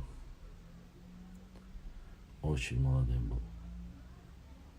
И на своих принципах, за свои принципы отдал жизнь во имя Всевышнего. Сундербах, Сунсайнишибе. Я пример привел их, потому что это мои национальные герои. Бойсхар, Зелем, Бейбулат. Не знаю, может быть, изрядно сильно романтизируем, такие, знаете, исторический романтизм некий проявляется к своим. Но эти люди были достойны. Да, конечно, по тому же Талхигу, по тому же Батуко Памтоевскому, по тому же Байсангуру Биноевскому много вопросов. Айса Гиндергноевскому много вопросов. Многие люди не могут понять. Мы не были в их шкуре. Опять же, что правильно, что неправильно. Губашу Гухоевскому, помните, я когда начали говорить про Губаша, многие по-разному относятся к Губашу. Кто-то хорошо, кто-то плохо. Но вот мы читали буквально недавно, оказывается, Шаро Аргун Шараха Цуадин Баучу Нахбахкин Багин Халацу. Поэтому Баш Бейбула звание уж был Луцахал. Звание Шалуш Лерцун, Духа Лерцун, Сьявалит. Но Бейбулат был очень хитрым. 30 лет он проводил многие маневры.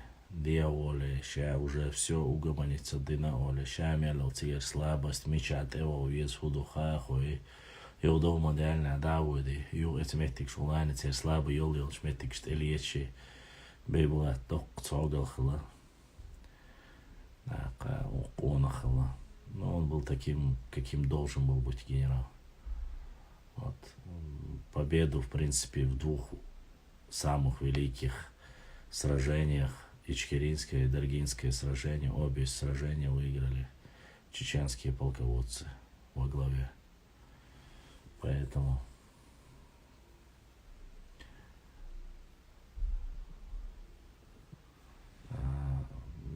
послушайте, я не знаю, понятие предатель — это когда человек ушел и...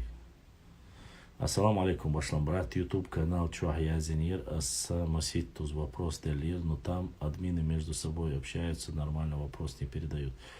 Мусор Тайсумов, задавай вопрос, я отвечу, здесь разницы нету. Я же сказал, тот, кто хочет зайти в эфир, может зайти здесь, задать вопрос там. Поэтому разницы нету.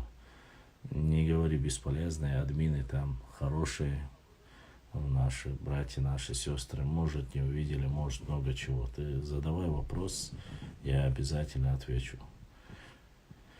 Я на некоторые вопросы уже сотни раз повторяюсь, и все-таки терпеливо отвечаю. Я же не говорю, я на это отвечал. Вы многие те наши эфиры, которые сами не участвовали, хотя бы просмотрите. Я понимаю, что 3 часа нету масти и так далее, но все-таки во многих эфирах я многие вещи уже рассказываю, и повторяться это тоже как-то неправильно. Поэтому такие вот вещи. Если у вас есть вопросы, задавайте быстрее, потому что, конечно же, и я, как говорится, не железный. Хочется больше с вами полезного времени провести. Но, опять же, на какие-то пустые разговоры уже не бывает смысла. Можно, конечно, шутить, давайте там проведем вечер, там пошутим, пообщаемся и так далее и тому подобное. Но я вошла у некоторых праздник в связи со скоростной Хазбулату, дорогие, что оказывается в геноциде некоторых народов виноват был именно он. Честно сказать, в геноциде каких людей виноват Хазбулатов, я не знаю. Хазбулатов, Руслан, вся их семья была точно так же депортирована. Точно так же они жили в степях Казахстана. А остальные болтуны, завистники, ни больше, ни меньше.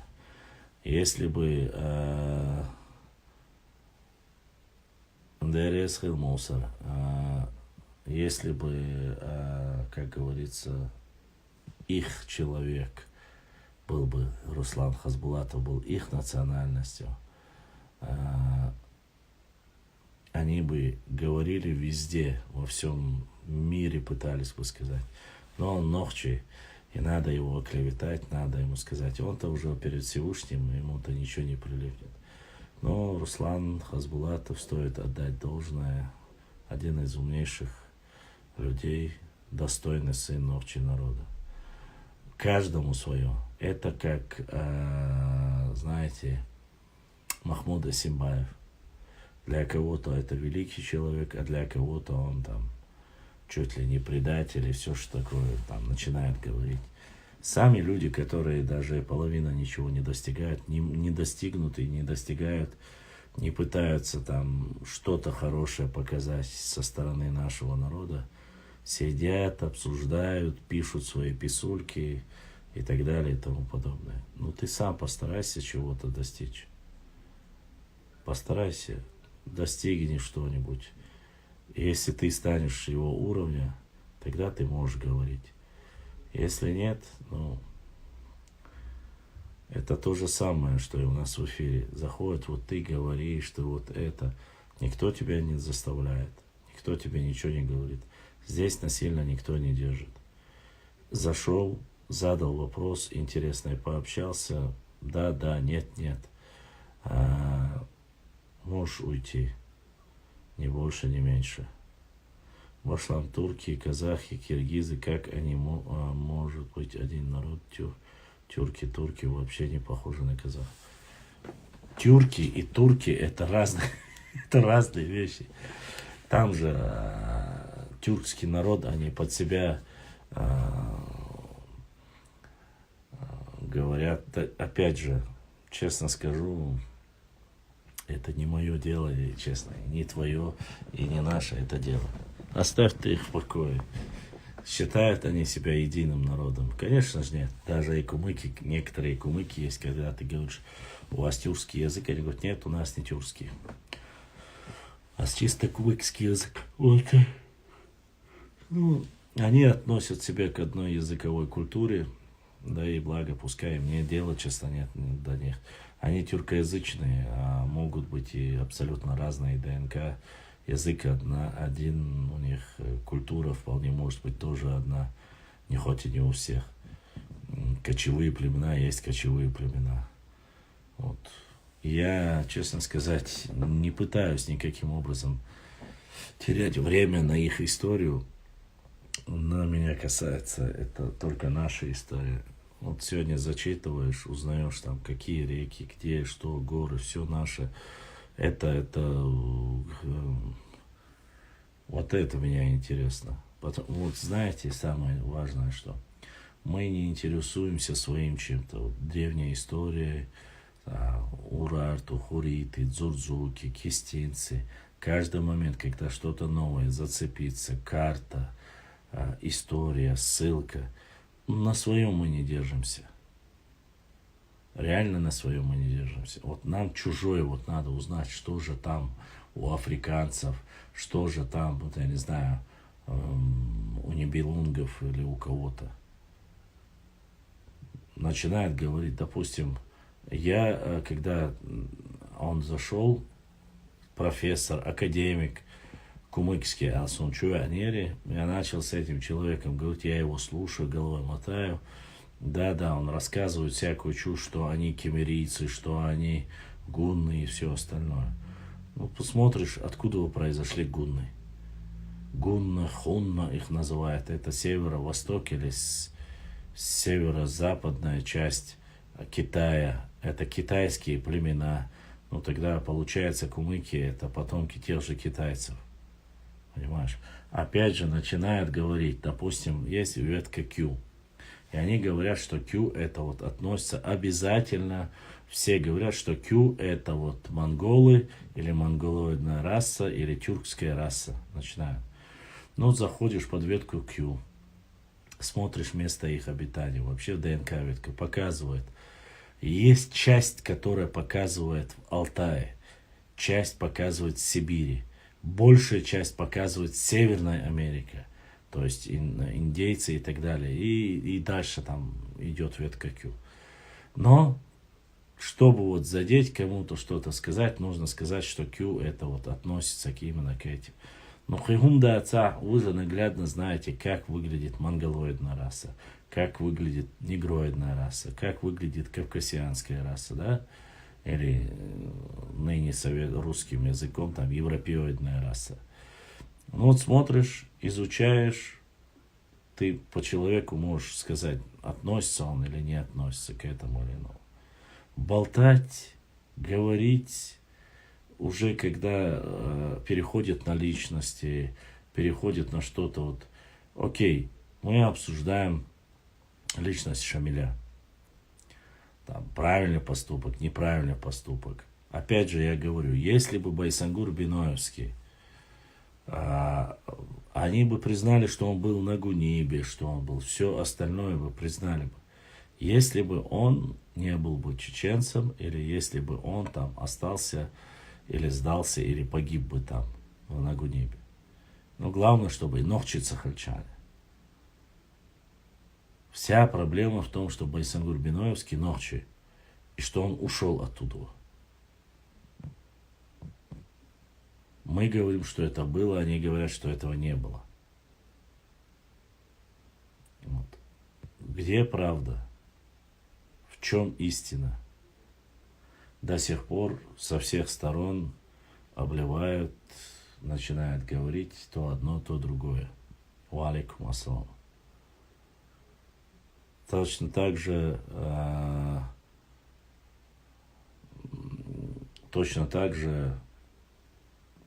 приводится, начиная там ряд примеров того, что был ли Саадулла Гехинский предателем, работавший, не работавший там якобы на царскую охранку и так далее и тому подобное. Но человек, который идет на смерть, он не идет никого подставлять. Нигде не сказано о ратных событиях на стороне царских войск, где Саадулла Гехинский убил бы хотя бы одного там уарства и так далее и тому подобное. Этого нет. Поэтому кто что сказал, сделал ли, не сделал ли Байсангур Биновский, ну, стул хотели вытащить? Хотели. Кто он был? Сюли он был. Заранее получил свою копейку. Все это было, все прекрасно знают. Был ли Байсангур? Ну, привел 7 или 8 ссылок. Еще когда это только начиналось. О том, что тиндинские высказывания, лакские рассказы по историческим различным материалам, не считая наших, что он был там. Понимаете? А люди, которые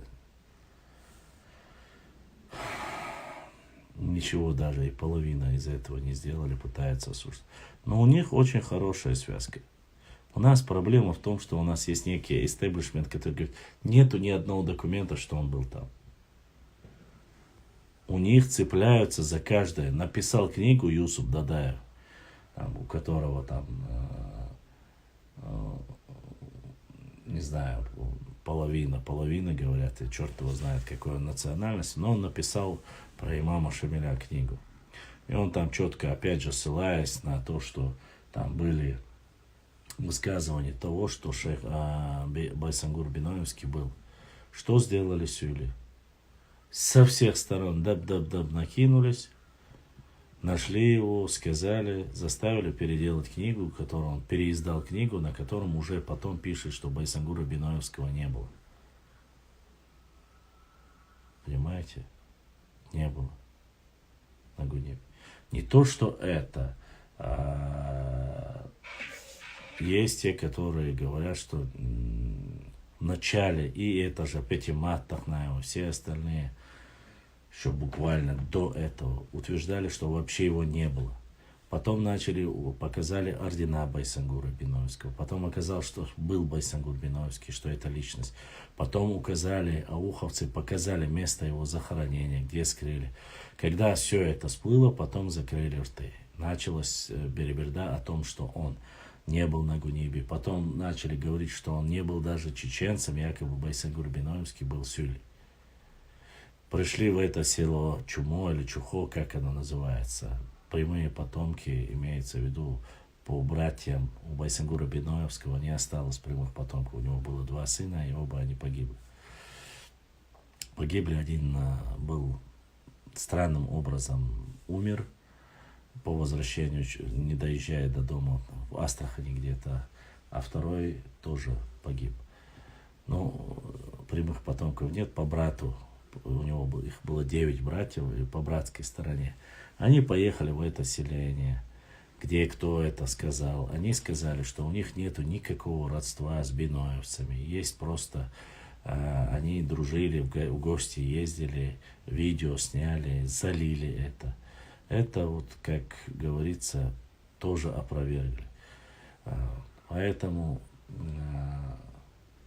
сегодня, когда мне начинают, а ты слышал, вот это говорил, а ты слышал, все это мы еще с 18 года давно обсудили, когда некоторые еще не вылупились даже, которые молчали в тряпку. А потом эта тема стала хайповым, теперь многие начали уже рассказывать, было, не было. Я, по крайней мере, давно и знаю, те, кто знает, кто подписан меня с первого дня, может посмотреть, у меня, кажется, 6 или 7, даже на своих Сюли даже я нашел моменты, где они указывали, в их книгах указывали, что Байсангур Биновский был, и он не то, что был, он что было и на Гунибе. Я не претендую ни на что, главное, чтобы это было во благо нашей истории. Вот. Эх, Заур. Не прошло и 4 года. Так что, и на самом деле, ни Абузар Айдамиров, ни Умар Ярычев, от себя ничего не говорили. Это передавалось из уста в уста, и были люди еще живые буквально недавно, которые говорили, что они слышали и знали людей, когда Байсангур Биноевский прорвался и ушел оттуда. Цабьезари, дуаг аджхилари, шеймастхал хилари. Если это так, если на самом деле Биной являются, или Байсангур Биноевский является Сюли, как они пытаются навязать что-либо подобное, тогда почему до сих пор Биной, лам куишбу Биной, сани Сюли? До сих пор же это есть. Есть. И не только это. Просто Шейцаби Замбу, Бойсхара, он Ахсан Чахуала, пошел до конца и погиб как истинный воин. Этот человек на самом деле был кремень. Вот, это легенда, которая в 1000 лет будут еще говорить о нем. И не потому, что там я знаю кого-то. Вы, многие, не знаете, где он жил, где он находился, где он скрывался, как он попал в плен, кто его прикрывал, как все это происходило. Я, в отличие от многих, прошел, поехал по всем этим местам, говорил, кто там. Есть до сих пор те, кто его сподвижники, которые погибли рядом с ним, охраняя его до конца, Байсангура Биноевского. Пытались Биной и Энгной натравить. Там говорили, что якобы его жена предала, залила ему там ножную воду, в пистолет воду залила, в его винтовку воду залила. Что за чушь? Байсангур Биноевский, который воевал столько лет, не знает, как свое оружие при себе держать. И когда-либо отпускал ли он. И вы должны понимать, что каково это должно быть,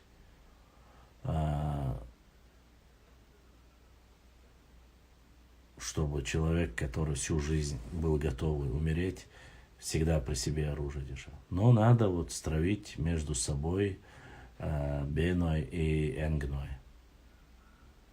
Вот. Надо. Принципиально нужно было вот эту фитну сделать. И вот Ахабах, если он был их человек, зачем оспаривать земельные вопросы, зачем оспаривать его легендарность и так далее.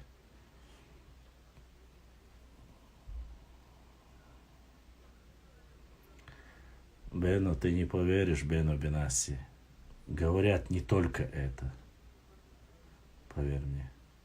Я уже, честно сказать, и про него, и про Бейбулата Таймиева, и про Ачерхаджи, и про Ташухаджи. Я уже на самом деле столько уже всего услышал и устал проверять. Я большие посты писал по этому поводу. И вы можете посмотреть. Ну, чем дальше, чем больше я смотрел на глупость, тупость этих людей, я понял, что уже придраться когда. Байсангуру сделали Сюли, Зелимхана Харачоевского сделали кабардинцем, Ушурму тоже сделали черкесом, или татарам делали его, потом туркам сделали его. Бейбулата Таймиева, я не знаю, уже сделали кого, только не делали им. Хотя оспаривали, то делали его кумыком. Ачерхаджи сделали кумыком, Ташухаджи сделали кумыком. Чтобы вы знали, что Талхига сделали Сюли, Батуко там сделали Гюржи, кого там еще? Губаша Гухоевского сделали язычником, Саадула Гихинского сделали предателем, полутерским казаком. Ну, а что вы хотите? Надо бороться за своих героев, надо бороться за свою историю. Ах, шумсан масана мадези. Все хотят работать, все хотят хорошо жить, а бесплатно работать никто не хочет. А эта работа, она в основном бесплатная. Очень сложно, очень важно знать в любой теме. Не просто это рассказать. Не просто это рассказать. Понимаете?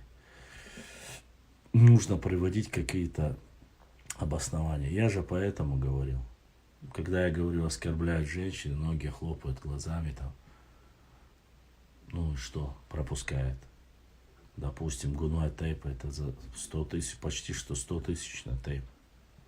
А их оскорбляет. Рикхуай тейп оскорбляет. Варандуай тейп оскорбляет. Эрсной тейп оскорбляет. Беной побаиваются, потому что большой тейп, но даже его кусают.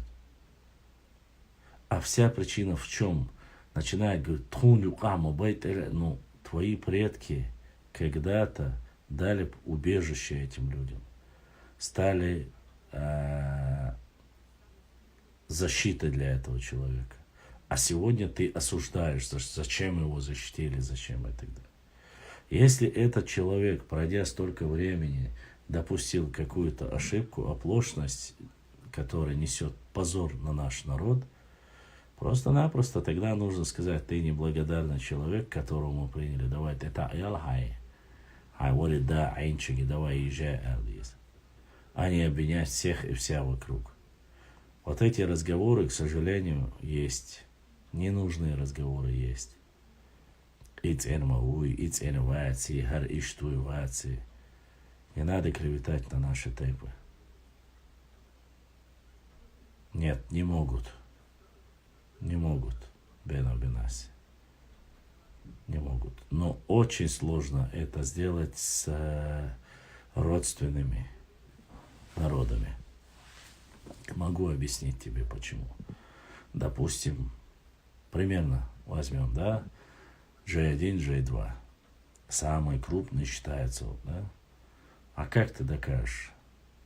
Да, чуть-чуть отличается с Юли J1. У них есть J1, у них есть J2. У кумыков Малышева в своей научной работе говорит, до 20 или 25% есть J1, J2. У кумыков есть. Я уже не говорю про другие, там, остальные я не говорю. Вот. Это только у этих двух. У само собой, я говорил про даргинцев, у них очень тоже большой процент J1 есть у даргинцев. У лезгинов есть J1, J2. Это кавказские народы, понимаешь? У грузин есть J1, J2, которые сегодня себя называют тушинами, хевсурами и так далее. Горная часть, которая с нами говорит, что у них у всех есть J2, J1. Кто не видел грузинское ДНК, посмотрите. И что? И как вот это все теперь? Каким образом? О чем можно говорить? О какой чистоте можно говорить?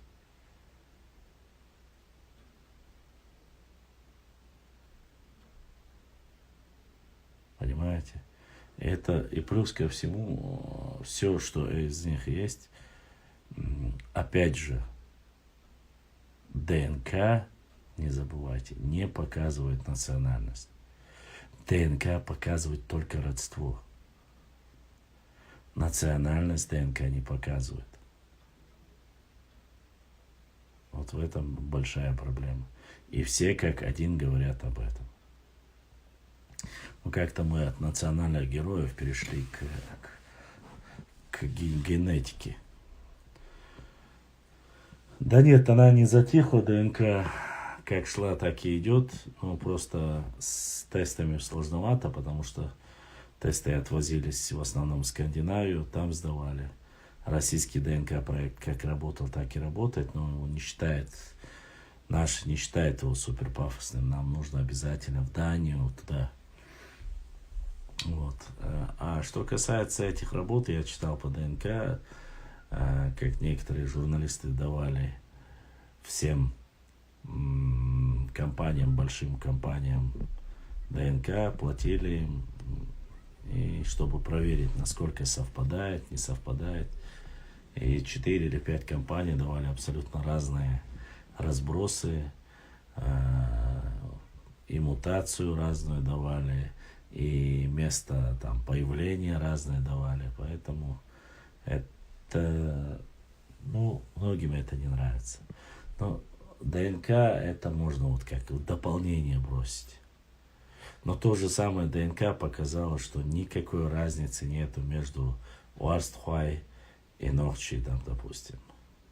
Нету никакой разницы между Аухуай и Нохчи. Бянкизир, Нохчи и Нохчи. Даже Алга и Нохчи нет никакой разницы, показал.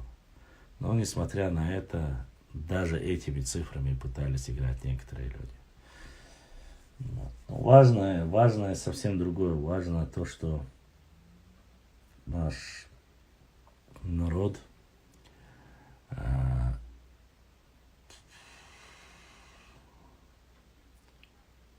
делает акценты не на те вещи, которые бы хотелось, к сожалению. В плане и, ну, как вам сказать, вот есть вот законов, которые мы сами якобы декларировали, но мы сами эти законы не исполняем. Мы не хотим вот исполнять Конституцию, быть законопослушными. Я не знаю. Я, честно сказать, я удивлен просто-напросто. Очень сильно удивлен. Сама система идеально разработана. Мягкая, там, судьи и так далее, законы, адаты. Выработано все идеально. Но как оно исполнялось, когда такие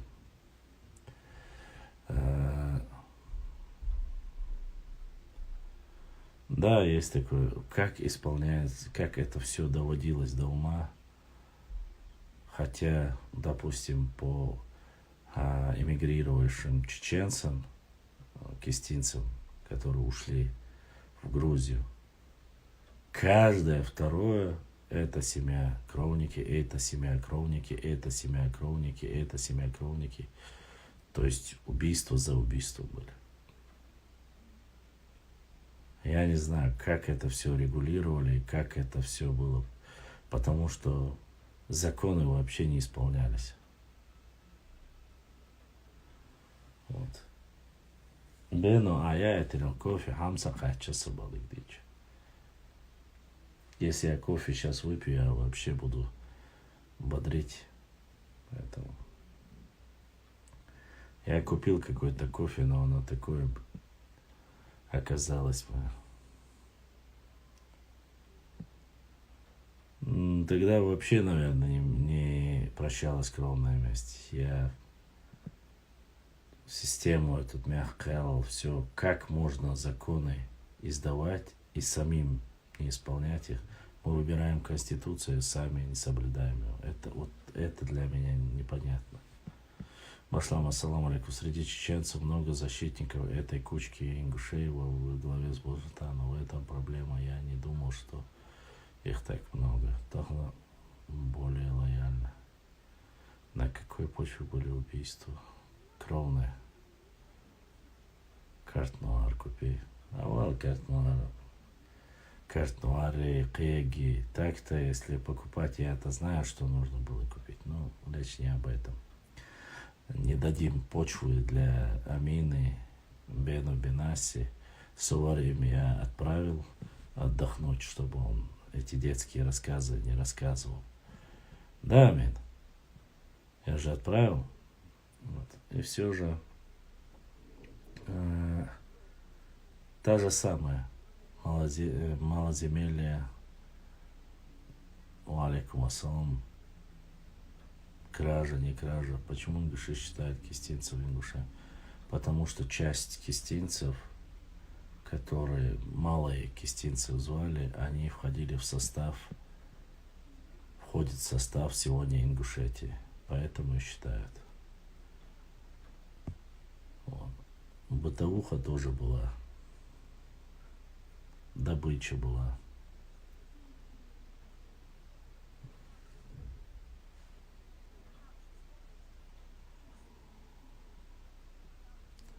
Келдухом, что? Поэтому про Байсангура, про Бейбулата, даже про хасуху. Я встречался с человеком, который последний видел хасуху. Он был сотрудником МВД,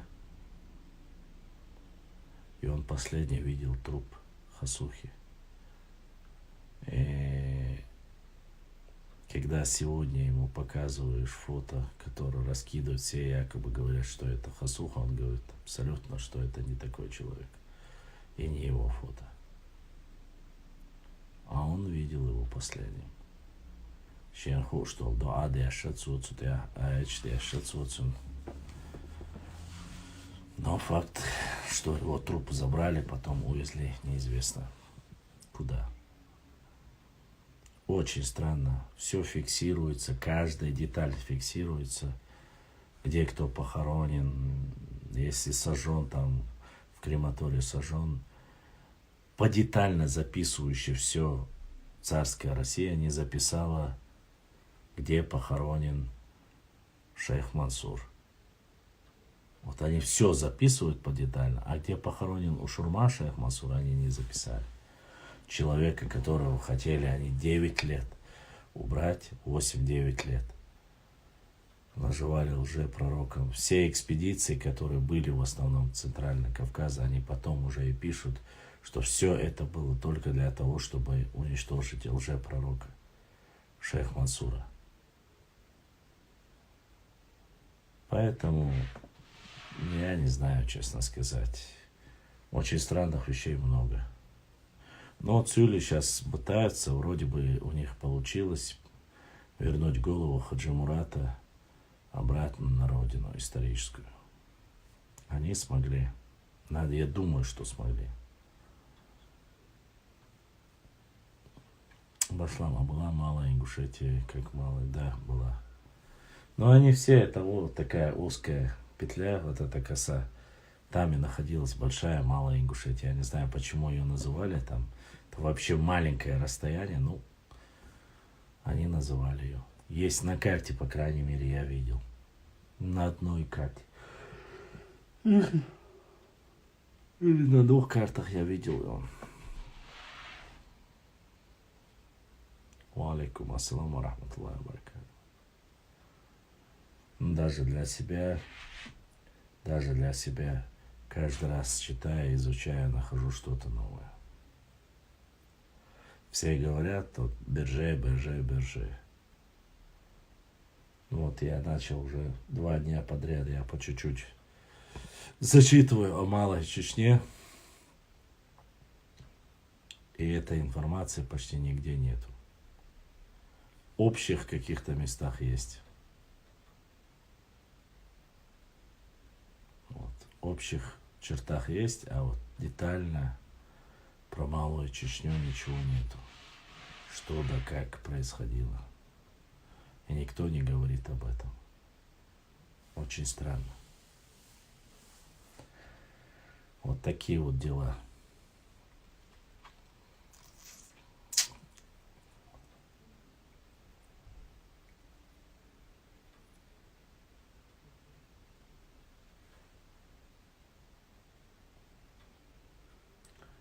Жизнь проходит, мы стареем.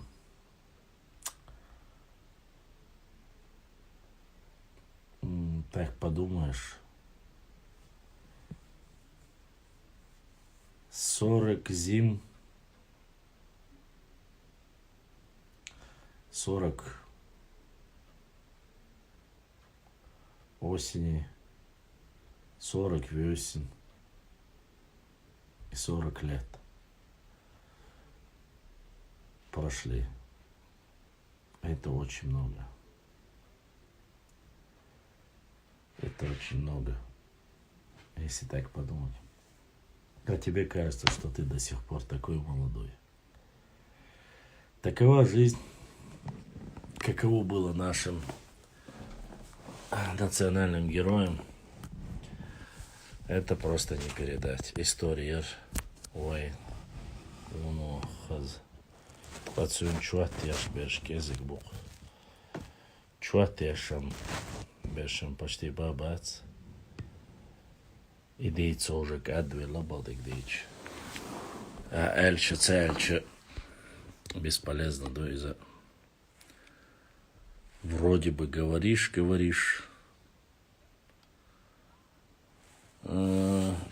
Заурсун, хэшон. Я тебя слышу. Но большая проблема в том, что это всего лишь разговор. Вот. Ну, скаланцасун.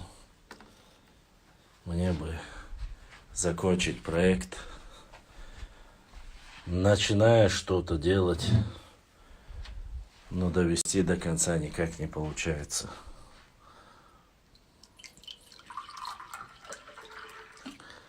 Вроде одно за одно берешься, начинаешь и не можешь никак довести. Амин кудокуречкю.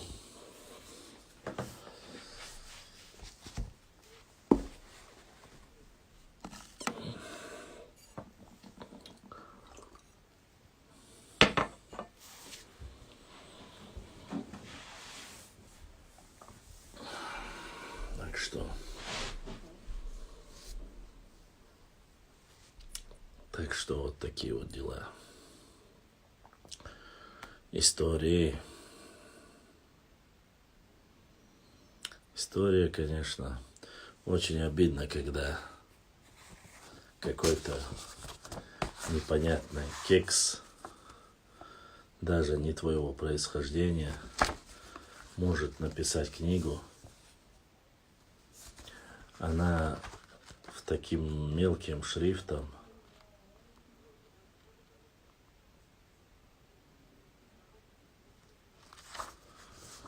А мы не можем.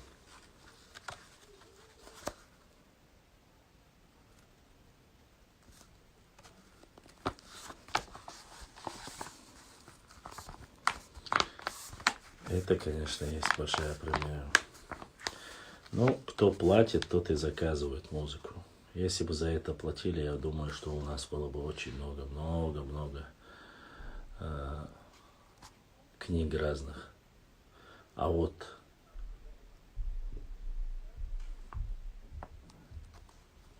стоящих так, что здесь?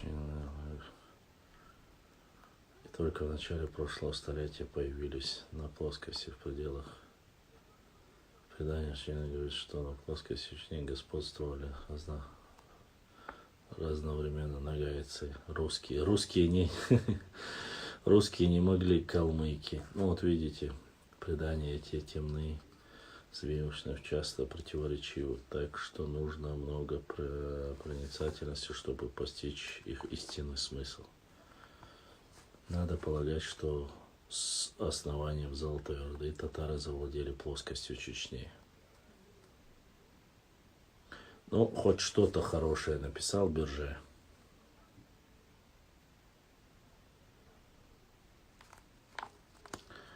Так, или, быть может, просто водворились на ней, найдя ее никем не обитаемую. Сохранились предания или песнях импровизации нагайцев, что Шамхал в давние времена владел Востоком, а кабардинцы Западом Кавказа. Занимая всегда разбоем и грабежом, кабардинцы, собравшись большой массой, пустились за добычей во владение Шамхала. Они шли через плоскости Чечни и кумыков и нашли его тогда никем не обитаемым. При этом предании ясно, что чеченцы заняли плоскость лишь впоследствии. Опять же, нагайцы поют, что хан Мамай, разбитый Дмитрием Куликом, брал от кабардинцев всех ясак, или подать, следовательно, татары завладели всей плоскостью Кавказа, а с нею и Чечню, занимая всегда скотоводством, татары не могли.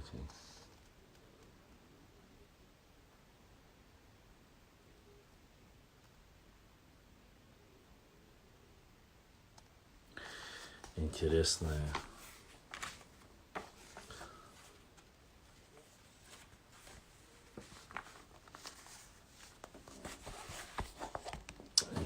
еще впереди, как говорится.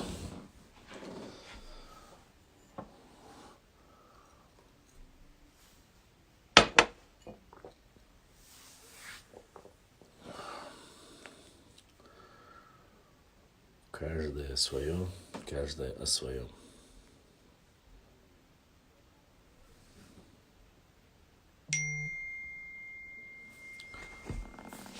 Есть ли что-нибудь путевое?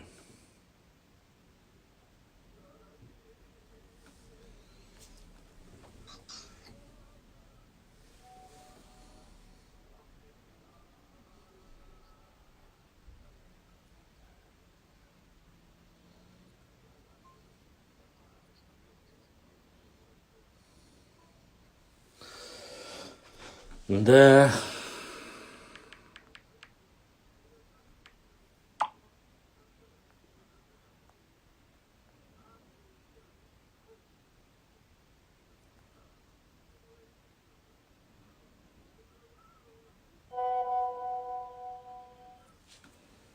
Набиру.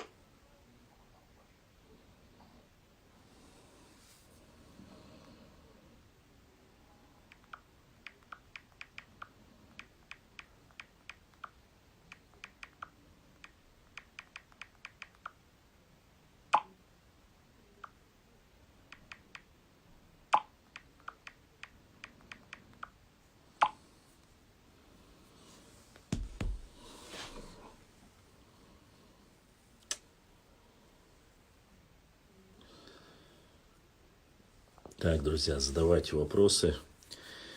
Если есть вопросы,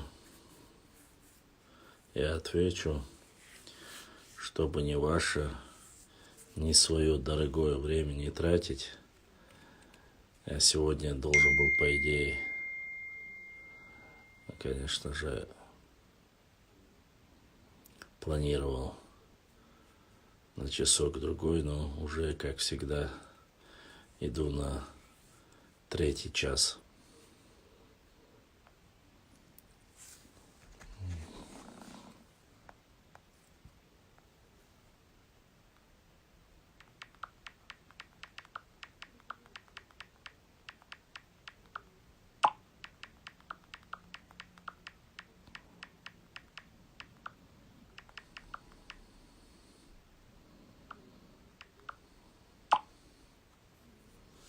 Есть вопрос к Башламу. Что стало причиной изучать историю?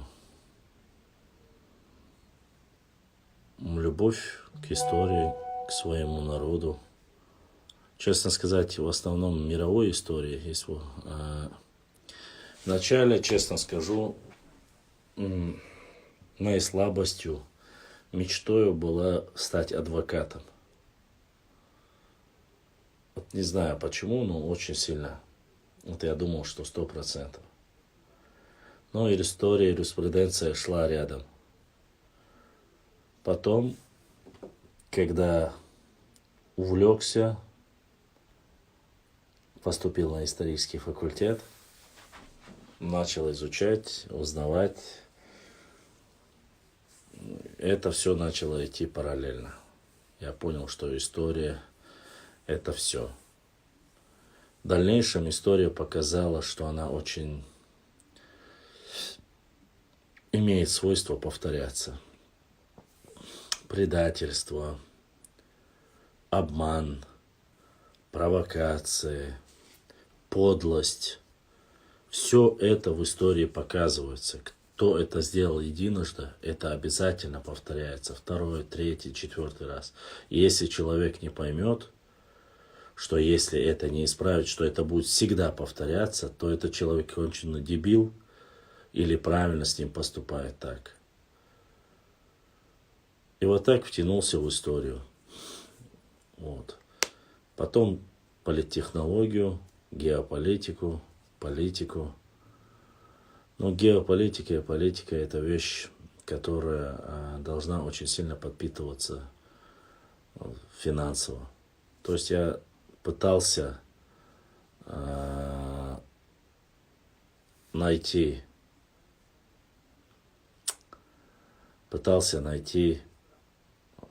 эту золотую середину, создать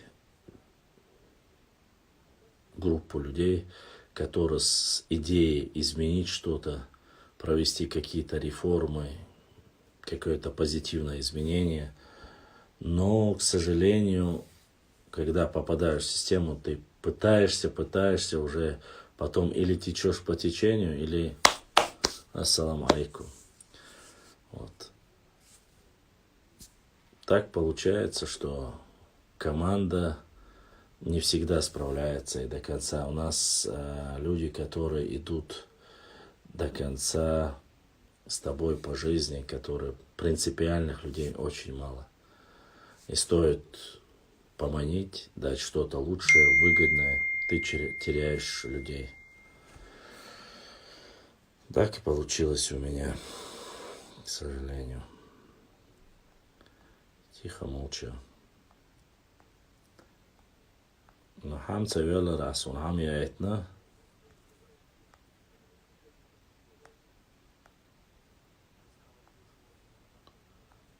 Давала. Окей, что с телефоном? Тейган, шеде, и школе ян.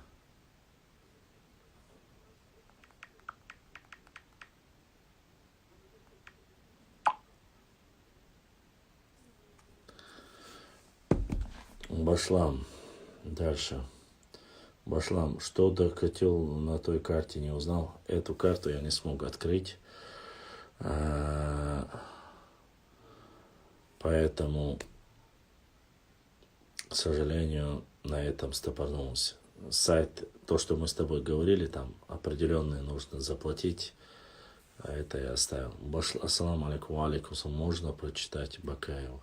Ты мне говоришь прочитать Бакаева или вообще говоришь, можно ли читать Бакаева? Бакаев один из лучших и настоящих патриотов нашей Родины. И историю Бакаева можно читать и ставить ее на первое место. Башлам, ты слышал, что в горах Чечни есть могилы греков? Да, слышал. И надписи греческие находили. И думаю, что и могилы, ничего нового нету. У греков, кстати, описание много мифов греческих, что они были в Колхиде, Золотое руно, тот же, все это и греческие мифы. Вполне возможно, что они были здесь, через Черное море. Понтийское море оно называется, да? Доходили до сюда.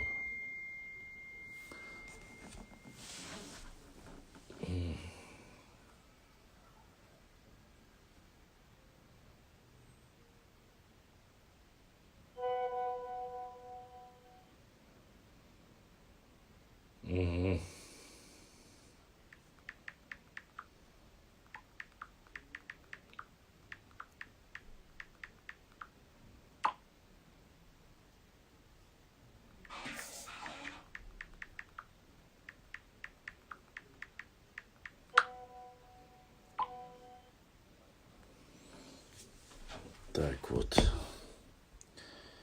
Дальше.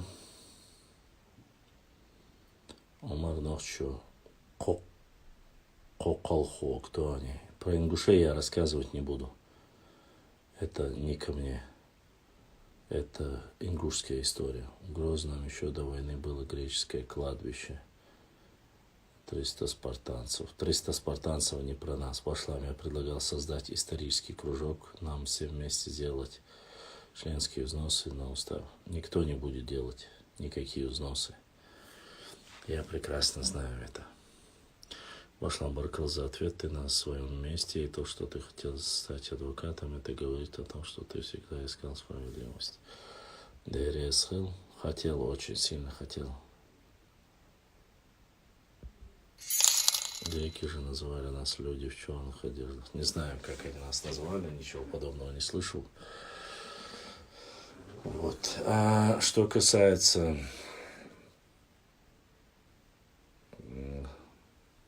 что было, то прошло.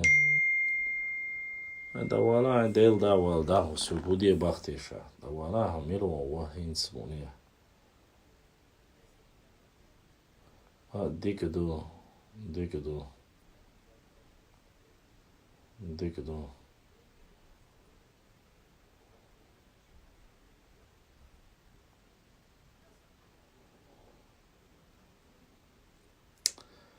Как я не люблю войну.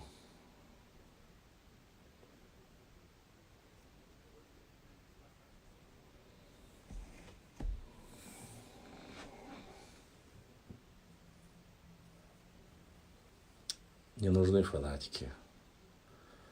Нужны патриоты, нужны небольшие вливания.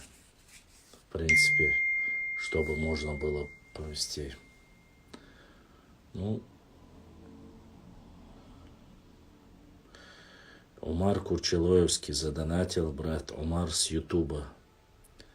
Умар дал духуахвал, дал саадуэл, дал сидуэл, будиснег эзашка судолетил. По сути, на самом деле, сканер, манер, закатки, распечатка, чтобы можно было сделать. Мощный, хороший ноутбук, жесткий диск, хороший фотоаппарат. Не для фото, а именно чтобы вести. Петличка, хорошая подсветка, резак, хороший компьютер. Это большие деньги. То, что нужно. Если это все есть, можно было бы уже рассчитывать на издательство книги, можно было бы рассчитывать на издательство монографии, не только книги, монографии, создать картотеку из карт, которые разбросаны по всему интернету. Собрать никто не может собрать, потому что это слишком дорого. Вот. На все это нужно тратить деньги. Я больше чем уверен, что даже Академия наук не может на это именно тратить большие деньги. Имеется в виду, там же несколько направлений должно. История, география, этнография. Вот. Это уже непосредственно, чтобы работать в блогерской деятельности, чтобы тебя не отвлекали, чтобы тебе не приходилось говорить там, найдется ли кто-нибудь. Там, допустим, мне приходится по каждой вещи искать людей. Там, кого-то попросить там, помочь с планшетом. Да? Сейчас помогли с планшетом. Вот, ДРС, Хилцан, дал Сиду, дал Духуаху. Тот, кто помог. Но он-то и не афиширует, там, грубо говоря. Потом уже через определенное время на другое. Кто-то говорит, надо бы нам сделать на стену Истон, чтобы там была карта исторического обитания нашего народа. Ты смотришь, пробиваешь, не тянешь. Ты смотришь, пробиваешь, опять же. Когда я говорил о первых, что нужно вообще, все спрашивают книгу. Мы нашли книгу, издательство книги, которой вы занялись. Но в то время еще, когда можно было, это еще до начала спецоперации, когда Инстаграм работал, не лагал у всех, даже без VPN, все, можно было сделать одну книгу, можно было сделать в пределах, то есть первую верстку, первую книгу можно было сделать, там 12 тысяч было или 15 тысяч было. Вот за эту сумму можно было офигенную сделать книгу, грубо говоря, даже из тех материалов, которые есть в Инстаграме. Кто-то из наших подписчиков мне скинул.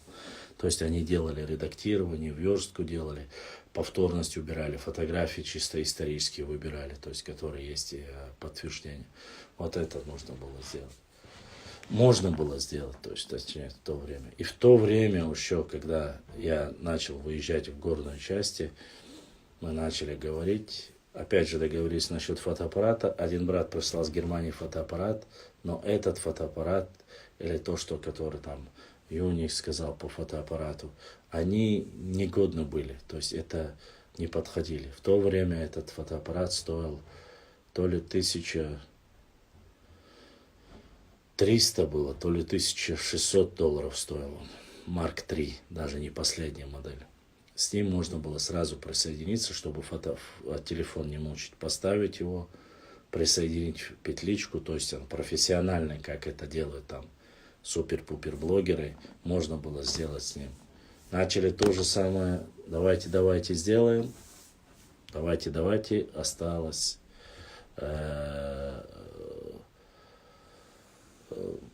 на давайте. Все заходят, все говорят, да, единственное, что я смог, за это время набрать огромное количество разных книг, вот, книги, да, эти, там, еще у меня лежат книги здесь, все касающиеся нашей истории, и многие зачитываю, многое беру, публикую из этого, 2-3 карты в бумажной верстке, имеется в виду, не электронной, а бумажной верстке.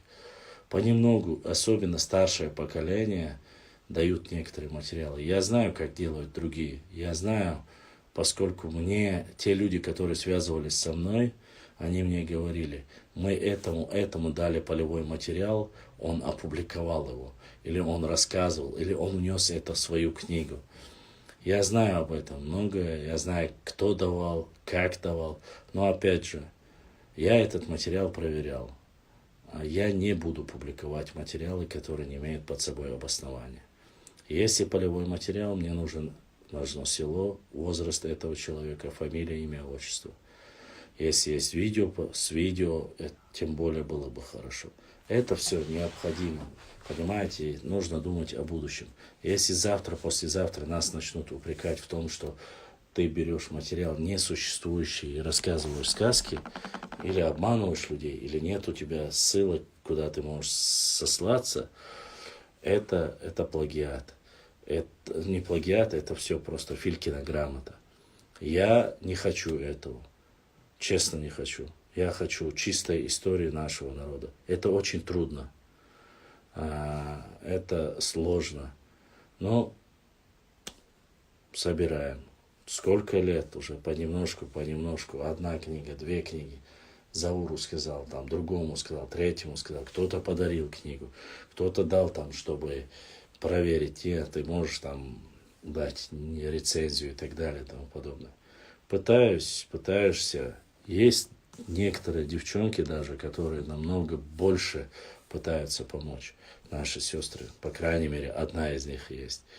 Вот есть братья, которые за пределами. Их сейчас вообще почти что нету. Единственное, это мой бриллиант и мое золото в плане в том, что день и ночь я любое время могу обратиться за технической поддержкой. А то сейчас подумает.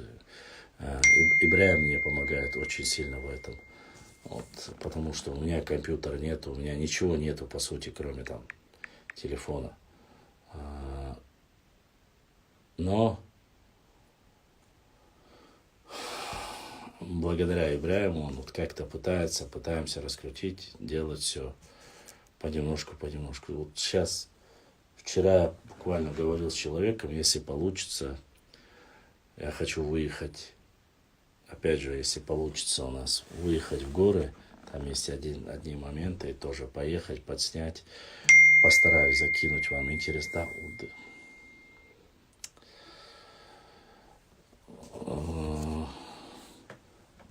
أدوقا أصحون ضيع تاني وش حاجة شو والي أصحون ضيع تاني وشاي رولكس أصحون ضيع تاني شو والي حاجة.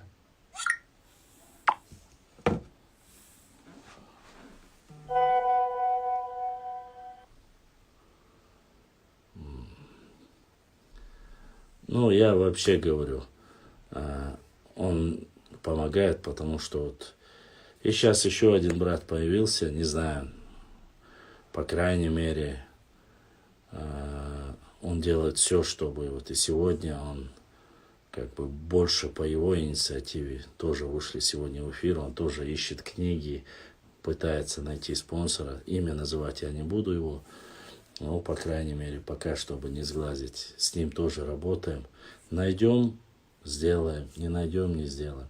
Wallah, честно сказать, вот друг меня спросил там, один есть друг у меня, говорит, что тебе там подарить на день рождения. Я говорю, мне бы ничего не надо, мне для работы хажа-хажи. Здесь в ленте я видел, вроде бы, или где-то продается... видел MacBook Air, хотя бы Air вот этот тонкий возьми, если у тебя получится. Все, что у меня есть, все, чтобы я собрал, я пытаюсь направить его на работу. Есть еще один брат, который, я ему каждый раз кабели, я просто жестко убиваю кабели, я ему говорю, звоню, ага, да, стадой, если что, давай, и мягкие кабели закажи мне с разными портами. То есть подключать я подключаю людей, но один раз делает, другой раз делает, третий раз уже может и не сделать. Сложно, трудно, но мы держимся, да, мы же не отступаем. И честно скажу, в начале пути я и не рассчитывал, что мы соберем столько всего. Без малого 9000 постов. Из них уберем моего личного характера, там, ну пускай это будет там 1000 даже, да. Остальные все история, тейпы, адаты, легенды, спортсмены наши сделали бизнес в Европе, наши там уступают здесь-то в спорте, наши это сделали. Все это история нашего народа. Если мы сами не будем пытаться как-то его изменить в лучшую сторону, то кто это сделает? Джузи, это MacBook Air называется, он такой тонкий бывает. Небольшой, тонкий, очень компактный. Про сайт этот пообещал, Милорид. Хуерцинце. Сайд Мухаммад обещал ноутбук, MacBook Pro. Но я так понял, что он сказал и забыл это. MacBook это такой белый, тонкий, хороший такой тонкий, но этот, как говорится, ноутбук юкай. Но у меня все маковское, я на маковском только работать могу. Работать могу Богу, проще использовать, меньше. Да, Ширвани, меньше от этого проблемы. И они очень хорошие. В любое место, в кафе зашел, открыл, сделал нарезку, сделал пост. Или отсканировал, допустим, очень важно, берешь телефон, есть новая программа, ты просто фотографируешь с книги, а программа тебе разрешает оттуда просто-напросто скопировать, вставляешь тексты, делаешь там, допустим, это необходимо. Почему? Потому что любую историю, касаемо нашей истории, когда ты пишешь, там, допустим, я пишу, что там, допустим, примерно, Малая Чечня, там была в пределах таких-то границах, там, от Галашек, допустим, до реки Гихи, да? Так, и кто-то задонатил. Так кто?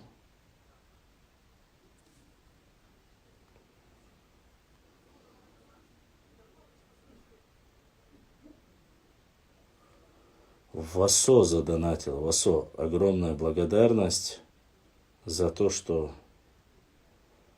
задонатил, за то, что помогаешь каналу. Дай Аллах, чтобы у тебя все примножилось 1000 раз. Ты берешь программу, я вот, допустим, говорю, что от границы Гихи, и подтверждение этим слов я должен, допустим, ссылаясь на Бирже, ссылаюсь на Броневского, и кусочки там, где говорится, раз набираешь, и получается текст. В общем, со своим материалом я ссылку делаю на известных историков, документов исторических. А все это, чтобы сделать на одном телефоне, ты не можешь. У меня уже 2 телефона. Вот сейчас с планшетом, да, еще более или менее с планшетом, когда все наладится, как говорится, там еще более или менее я могу перекинуть туда, хоть что-то сохранить. Опять же, самая большая проблема в том, что нужна больше памяти, больше там все, вот оперативная память, там все нужно. Вот, если телефон, это минимум 256 гигабайт. Минимум. Меньше убивает просто-напросто. А на этот телефон я там нашел Хасана, на тот телефон я нашел Мухаммада, там, допустим. Один помог с одним телефоном, с другой телефон, потому что 2 телефона одновременно нужно. Ты ведешь 6-7. Это же идет не только на одни нашей история, идет не только на YouTube, она идет на Facebook, ВКонтакте. Сейчас в Твиттере начали активно, особенно не нашей национальности. Я вот закинул вот эти петроглифы, иностранцы начали очень сильно увлекаться, когда мы закидываем различные петроглифы о нашей древности. Ссылки, теги, стопроцентные теги, дзурдзуки, чеченцы, нохчи, навчи, нохчи, чуакистинцы. Это в основном мои теги. Вы посмотрите, 5000 тегов почти что чисто, которые я вбиваю. То есть вбиваешь слово и выскакивает наша статья, Вот это самое крутое, потому что мы выстреливаем, чтобы любой человек, кто-то что-то начал даже. Я пишу и английскими пишу, не целые тексты тоже пытался. На немецком языке пишу, чтобы по тегам находили. Люди, которые интересуются. Для всего этого нужно какие-то вот технические приспособления. Вот. Конечно, можно там многие вещи там рассказывать, говорить. Опять же, это необходимость для работы, полноценной работы. Это технические вещи, многим они не интересны. Допустим, я знаю ребят, спелеологов, которые ламберт, да, у них квадрокоптеры, там, допустим, которые летают, там, свое приспособление, там. Это все тоже стоит, оно, во всем мире это так делается. Кто-то финансы собирает, допустим, вы не знаете, ютубер, там есть Шевцов, да, с Украины парень, есть Шевцов парень, там, есть там другие, допустим, даже как бы что ни говорили, этот Артем, все остальные, они, по крайней мере, в основном все эти ребята берут, собирают финансы и отправляются там, или поездки, снимают контент, показывают, выкладывают сотни на раскрутку, на рекламу. Нужно на все это тоже, как говорится, для начала. Но у меня старая гвардия, многие, надеюсь, как говорится, не потерялись, из тех старых, которые есть. Вот Умар Шароевец, который заходит, он стандартно, как заходит, он обязательно там задонатит. Сейчас еще один Муаммад, там есть пару боевых ребят, которые готовы как бы немножко. Но это все понемножку нам нужно устаканить, напечатать книги, карты. Марк Фев, ДРС Хейлом, Марк Фев, да, Лукуахуа, да, Сейдуэл, Одарна. Если бы все бы, допустим, как Марк Фев, если бы все бы могли, вот как ты там, допустим, или кто-то другой, но у всех, как говорится, не все у нас могут себе позволить, даже с теми с поддержкой. Поэтому книги, все это у нас есть, технические сейчас понемножку собираем, пытаемся, по крайней мере, изменить в лучшую сторону. Не слушался, не слушал.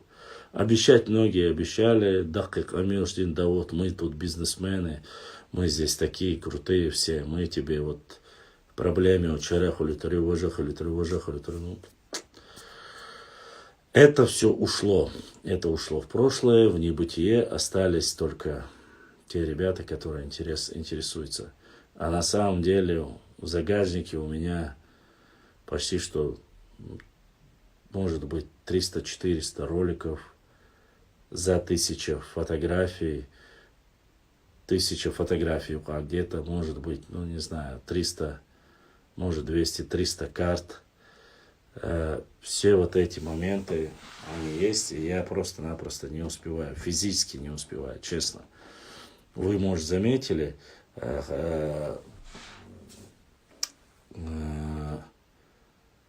иногда у меня резко не бывает постов. А иногда бах-бах в день 6-7. Вот 6-7, когда я делаю, это я еще более или менее могу как-то что-то вытянуть. А иногда, когда я перестаю, это, знаешь, все, нихт вобла. Почему? Потому что попутно есть какие-то свои течения.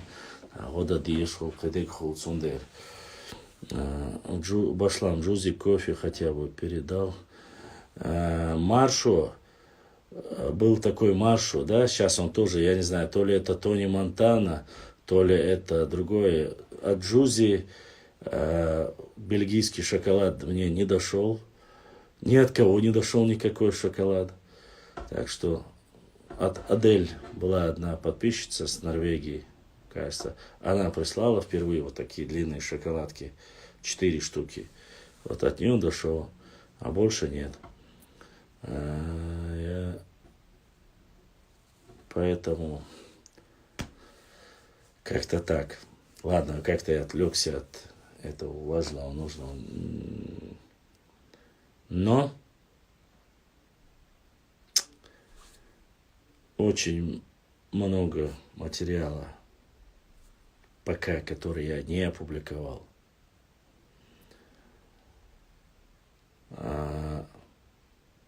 Про Ташу Хаджи.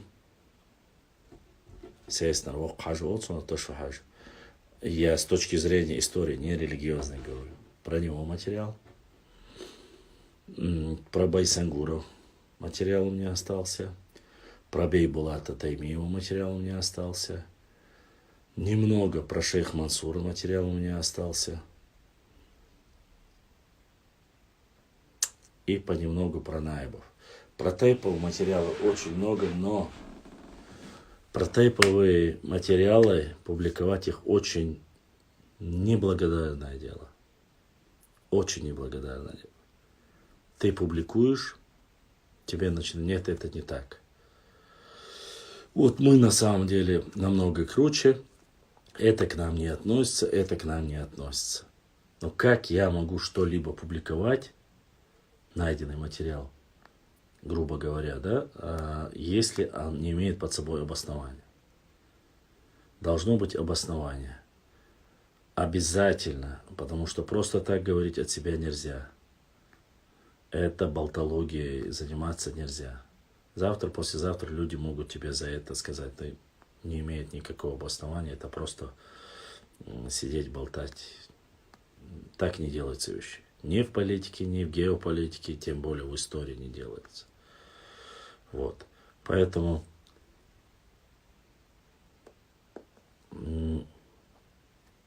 я пытаюсь, всегда ссылаясь на что-то, чтобы были непосредственно концы, могли концы с концами сойтись. Максимально, как говорится, сделать все, чтобы была конкретика в любом вопросе, что бы это ни было. Поэтому, конечно, учителей очень много.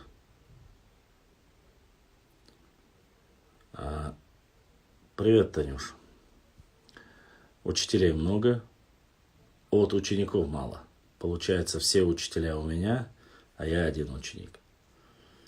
Поэтому, работаю я, нахожу я все работы. Пока не сдался, пока работаю,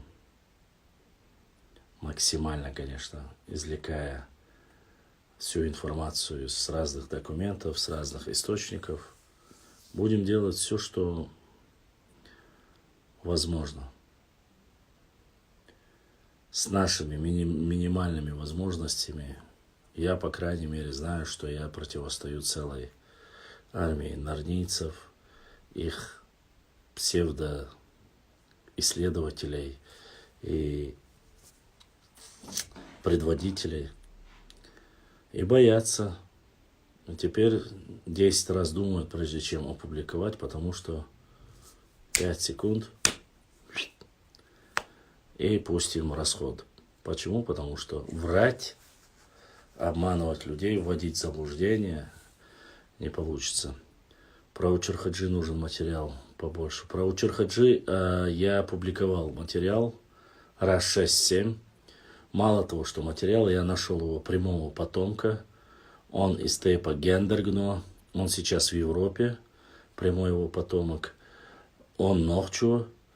И я взял интервью из его и опубликовал его. Поэтому я думаю, что 3 или 4 разные версии я уже про Учурхаджи публиковал. Вот. И не только, вы знаете, вот сейчас как раз Таня зашла, насчет Тани, я вспомнил, был какой-то сайт исторический Нижнего Новгорода. И я нечаянно на него наткнулся, то ли он подписан был, или на Таню подписан был, то ли, я не знаю, как-то я его нашел. У него были карты. Он историк, кажется, с Нижнего Новгорода. И я как-то наткнулся, начал по его картам искать. И в его картах я уже непосредственно нашел то ли 2, то ли 3 карты, на котором были непосредственно наша территория, касаемо в каком-то, это 14 или 15 века, как раз таки мы нашли. Про Хасавюрт материала не будет у тебя. Про селение там, это очень скудная информация. Такого это не в моей Умарше юрисдикции, как говорится. Ты ищи информацию не про Хасавюрт, а про Междуречье, Терека и Сулака. Найдешь все, что нужно. Про Аух я опубликовал очень много. Кстати, и очень много еще опубликуем. Ну, я не буду делиться и говорить некоторыми нюансами, секретами, но есть очень хорошие материалы. Поймите, есть некоторые материалы, которые я не могу публиковать. Они мне достались, но попросили не публиковать их. Потому что они под грифом. До сих пор некоторые под грифом стоят. Ну, по крайней мере, там написано так. Приходится терпеть, тебе приходится просто ты говорить, зачитать информацию и делиться ею можешь. Я помню в Лопателе, всю Нижегородскую область в библиотеке. Такое себе.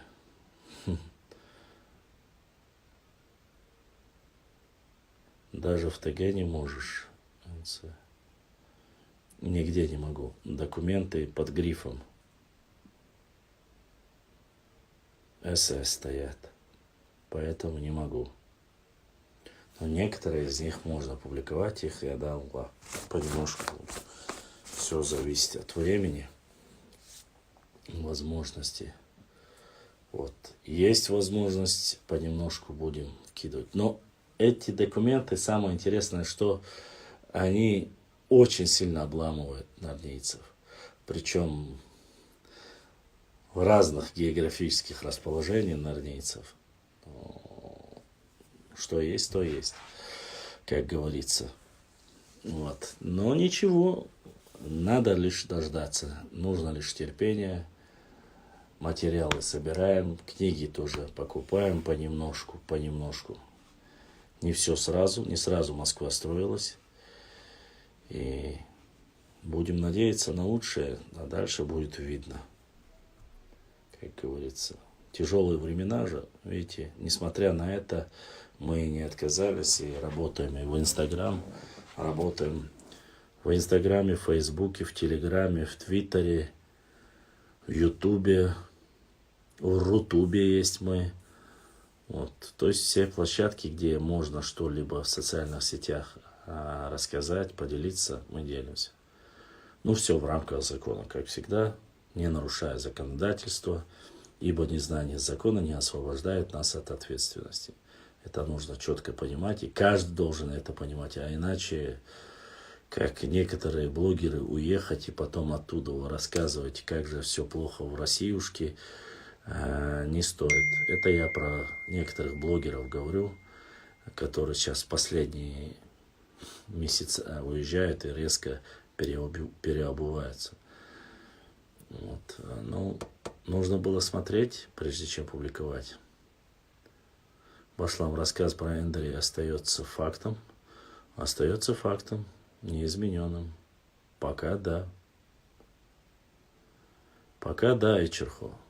Опровержений пока никакого нету. Ну, кроме того, что мне начали предъявлять и говорить, что там находились не только дышни, еще 2 тейпа предъявили мне как бы информацию и сказали, что якобы они ссылаются на Амина Тесаева, хотя я не понимаю, зачем мне говорить, что говорил Амин Тесаев.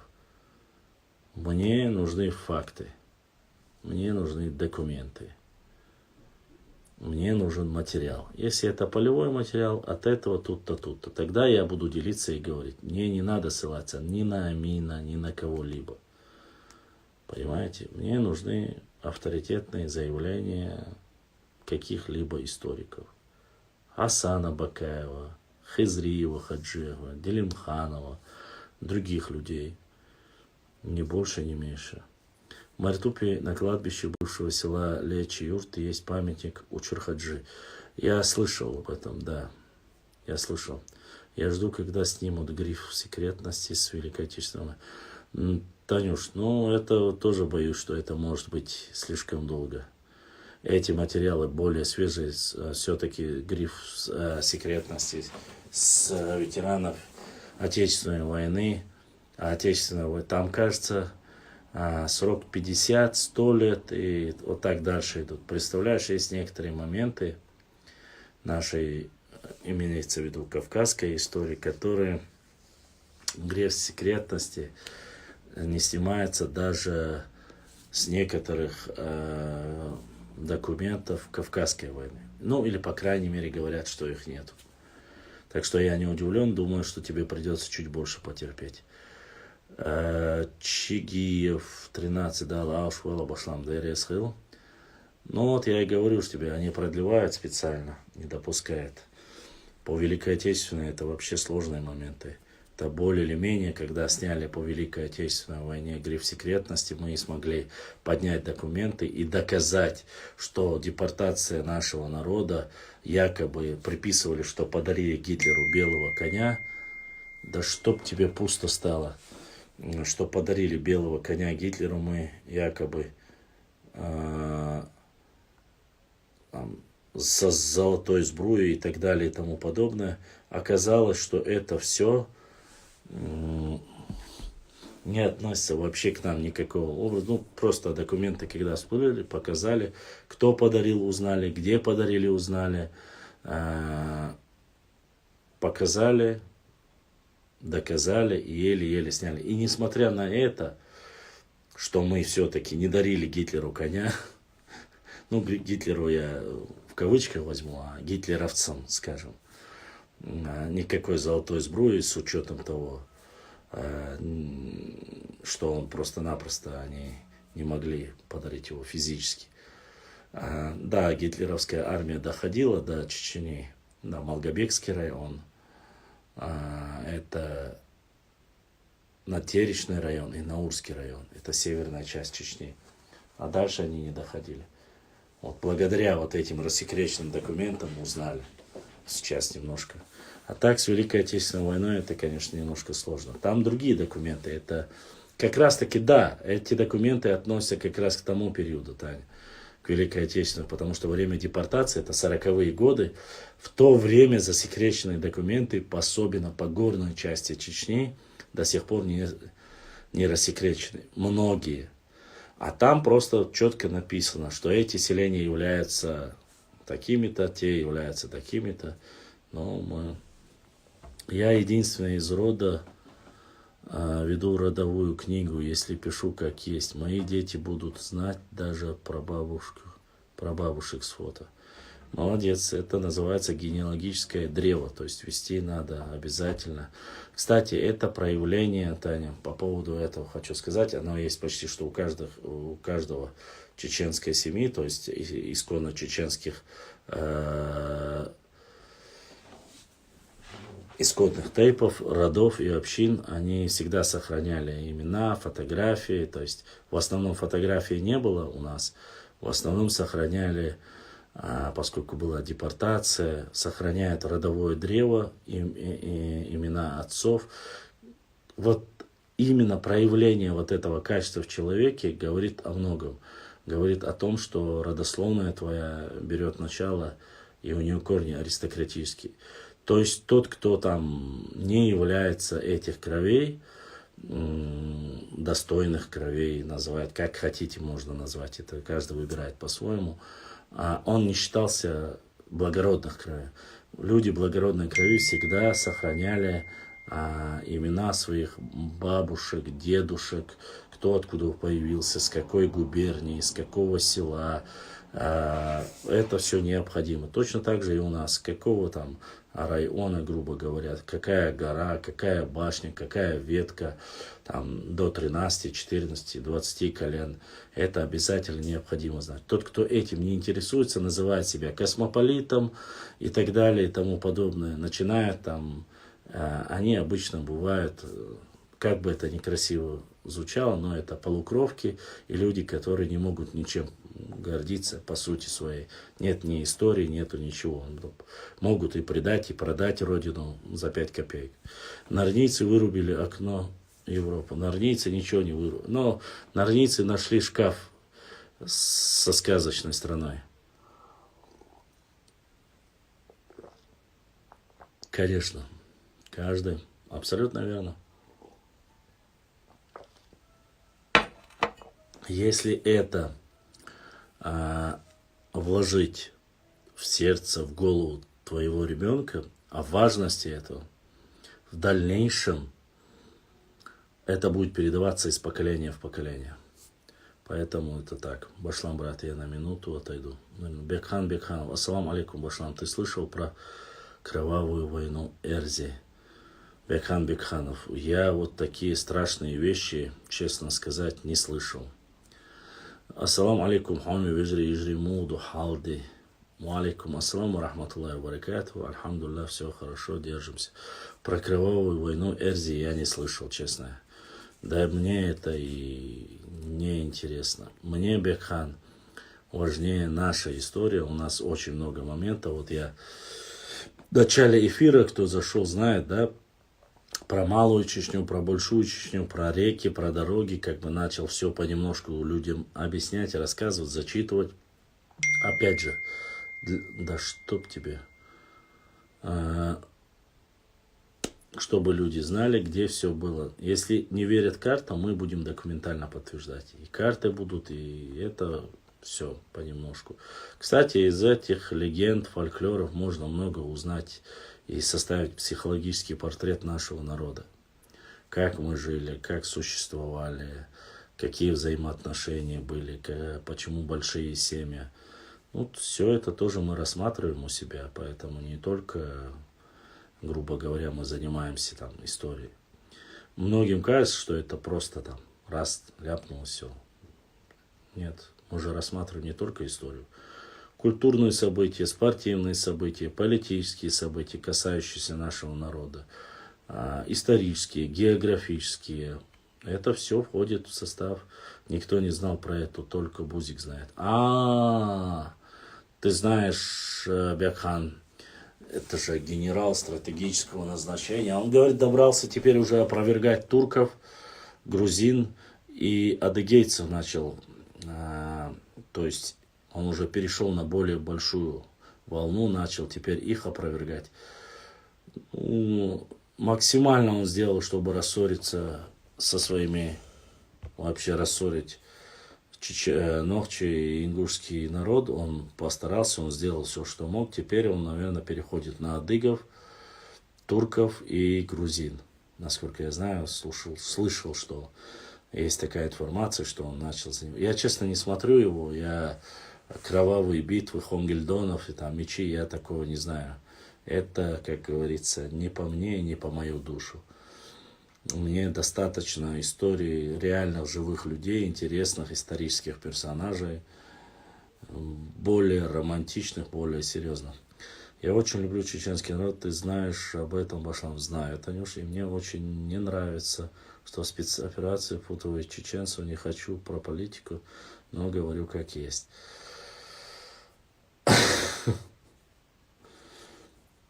Ну, я думаю, что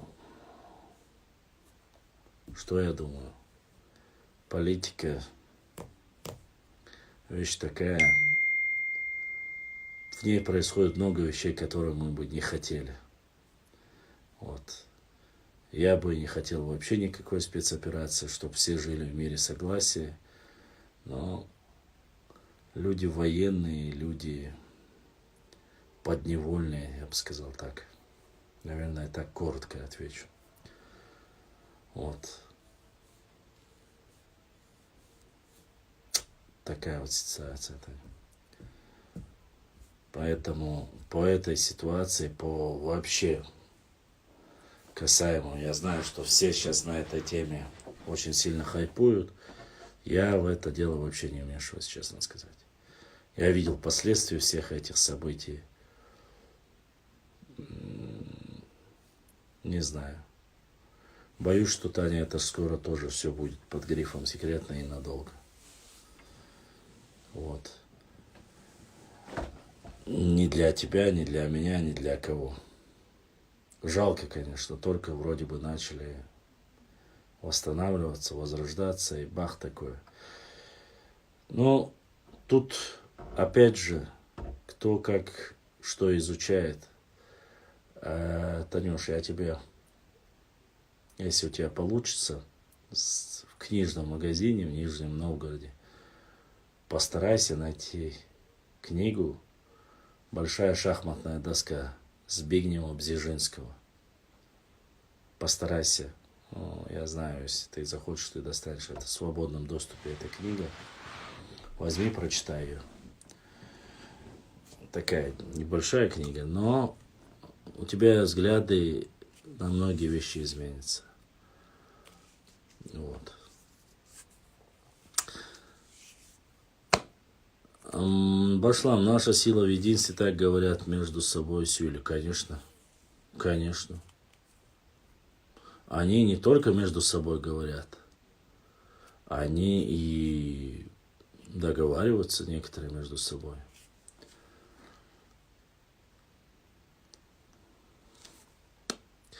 Башлам, летом будет посещение Дарго, Ведено, Валерик, исторических мест, например, сражения Кавказской войны.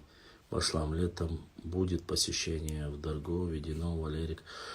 Конечно, будет, не проблема, но не забывайте, что от этих мест исторических почти что ничего не осталось. А то, что осталось, к сожалению, не самым лучшим образом. А так, никаких проблем нету. Я найду человека, главное, чтобы это не все так просто. Опять же, немножко нужно будет подсобить и проехаться по этим местам.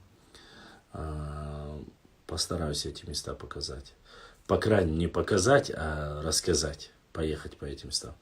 Ну, Валерик, это место вообще, которое описывал Лермонтов, да, свое произведение. Постараемся примерно как бы восстановить эту историю, по крайней мере, примерно. Введено я был, от Ведено осталась небольшая стена к крепости. В Дарго, есть ли или нет, я не знаю, постараемся. Но опять же, нужно найти людей, которые реально не просто так чешут языком, а могли бы реально показать место сражения.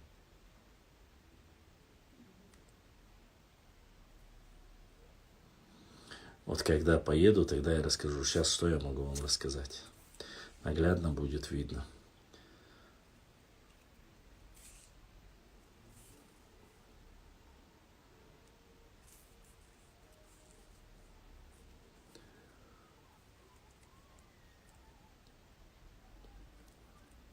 Осталось совсем немного, 20.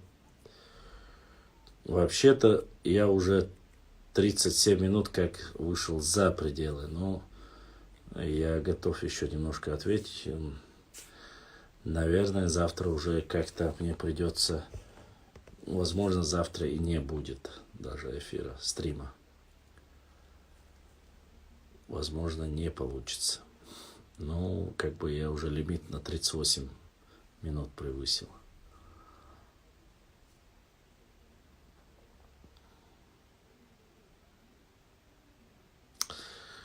Я на свидание не ездил в такие места, честно сказать. Мое свидание, если и будет, слишком далеко бы мне пришлось ехать, но его, к сожалению, не было. Хотя по молодости я на свидание ездил в Москву. Было такое. Был молодым и глупым. И это было, между прочим, не на самолете, даже в то время еще самолетов не было, это на поезде. 2 дня туда, чучух-чучух, 2 дня обратно. Так что романтики у нас с лихвой достаточно.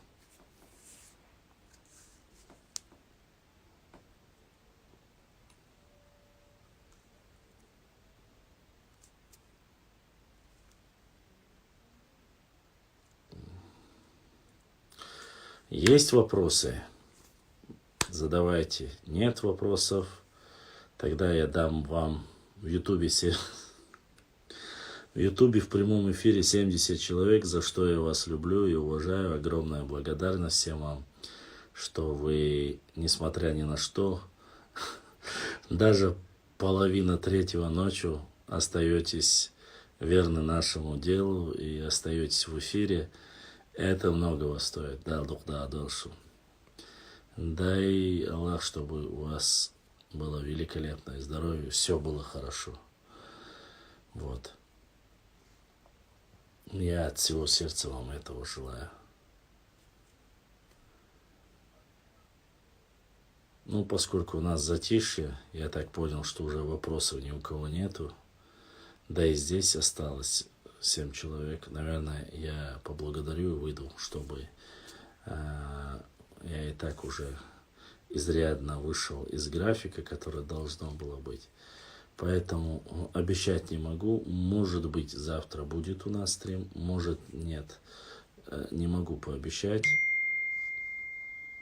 И только я заговорил об этом, и это Ага, это мой друг Танюша задонатила. Танюша, огромное спасибо за поддержку. Дай Бог здоровья тебе, твоей семье, твоим детишкам. Всех, как говорится, благ, мира и любви всем твоим родным и близким, всем дорогим твоим людям. Башлам, в то время ты рассказываешь историю, а Бузик ее пишет, кто круче.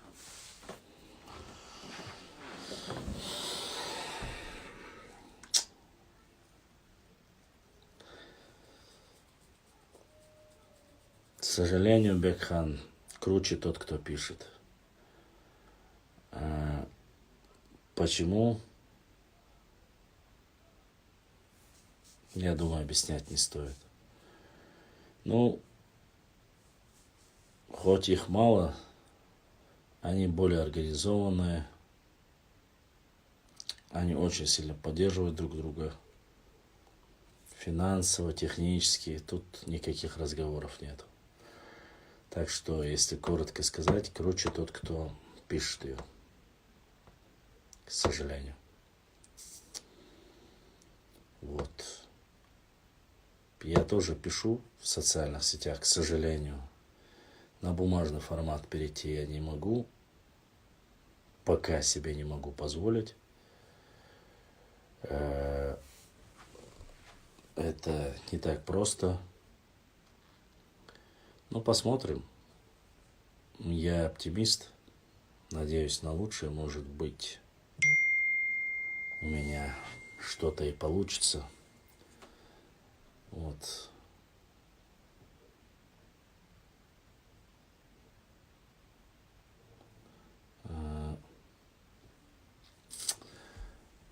Через 13 дней мне исполняется очень много лет. И надеюсь, после моего дня рождения что-то изменится в лучшую сторону. Может быть. Надеюсь на это.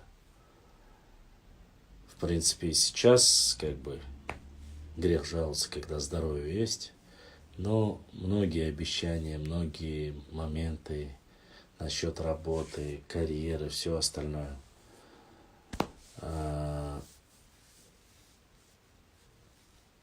нельзя доверяться людям.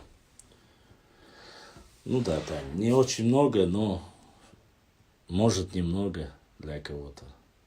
Но для того, такого, как я, обычно большие люди недолго живут, говорят, как говорится.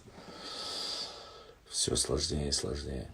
Ну, выше 1,90 м я уже не стану никак, как бы я ни хотел. Нога у меня и так уже 46 размер, больше тоже не станет. Вот волосы, с волосами проблема, конечно.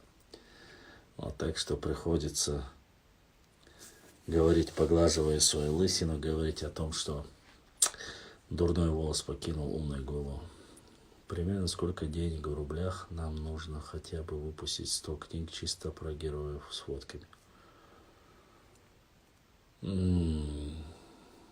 Бекхан.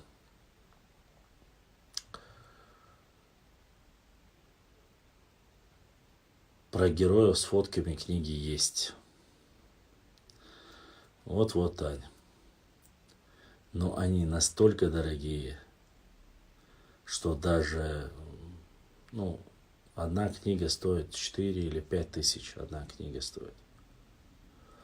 Простому обывателю их несколько томов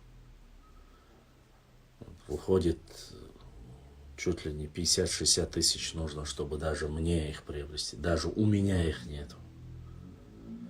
А есть книги, одна книга, которая стоит 25 тысяч. А эта книга для нашей работы, даже моей работы, просто необходима в жизни. Напечатать с фотками, с героями, описать ее. Эта книга там в хорошем формате. Боюсь, что она будет стоить очень дорого. А если я не ошибаюсь, среднюю книгу, чтобы напечатать, и вот я говорил как раз об этих книгах, на 1000 или где-то в пределах 500-600 листов до подорожания доллара, до начала спецоперации, напечатать одну книгу мне уходило где-то в пределах со скидкой 1015 выходило. 17. Одну книгу, чтобы напечатать. До подорожания.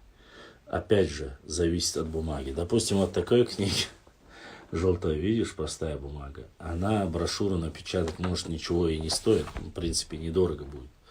Хорошая бумага, хорошая глянцевая бумага, плотная бумага с хорошей иллюстрацией, она дороже. Я, честно сказать, не занимался этим, но она, как бы говорится, будет стоить определенную сумму. Но ничего, как говорится, будем понемножку, все будет. Сейчас, пока в данный момент, я,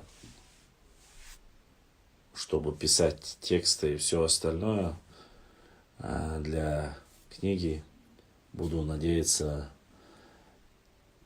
на определенное, как говорится. У меня сейчас цель, это MacBook, это терабайт, 2 или 3 терабайта флешка, жесткий диск. Вот на это у меня направлено. Пока вся энергия туда я буду вкладывать. Потом уже дальше будет проще, чтобы набирать тексты. Остальное, как говорится, наберу. Главное набрать, текст сохранить, исправить, правки сделать, потом отдать. Самое сложное это отдать редактору, хорошему редактору, исправление, потом отдать на рецензию, а после уже печатать. Это уже самое простое. Поэтому для меня сейчас важно это мощный, хороший Mac. А после уже я разберусь. Все понемножку буду делать. А что касается книги, цветной иллюстрации, я, честно сказать, не спрашивал. Пытался, в то время пытался, а сейчас не думаю. Танюша, спасибо большое. Обязательно попытаюсь. И не только это, еще много-много интересного. Пока еще живые, пока я на своих ногах, здоровые, надеемся на лучшее, готовые к худшему. Поэтому будем материалы. Сейчас я вам покажу. Ой. Дорогие друзья, не забудьте ставить лайки и подписаться на канал, кто еще не подписался. Вот многие, Баркал, всем спасибо. может, и не знают. Начиная вот с таких листочков, каждое слово, каждый документ сохраняем. Например, чтобы хочу показать вам. Полная флешка История. Архивные документы. Полная флешка. Карты, архивные документы. Полная флешка. Это тоже история наша. Полная флешка с фотографиями, картами.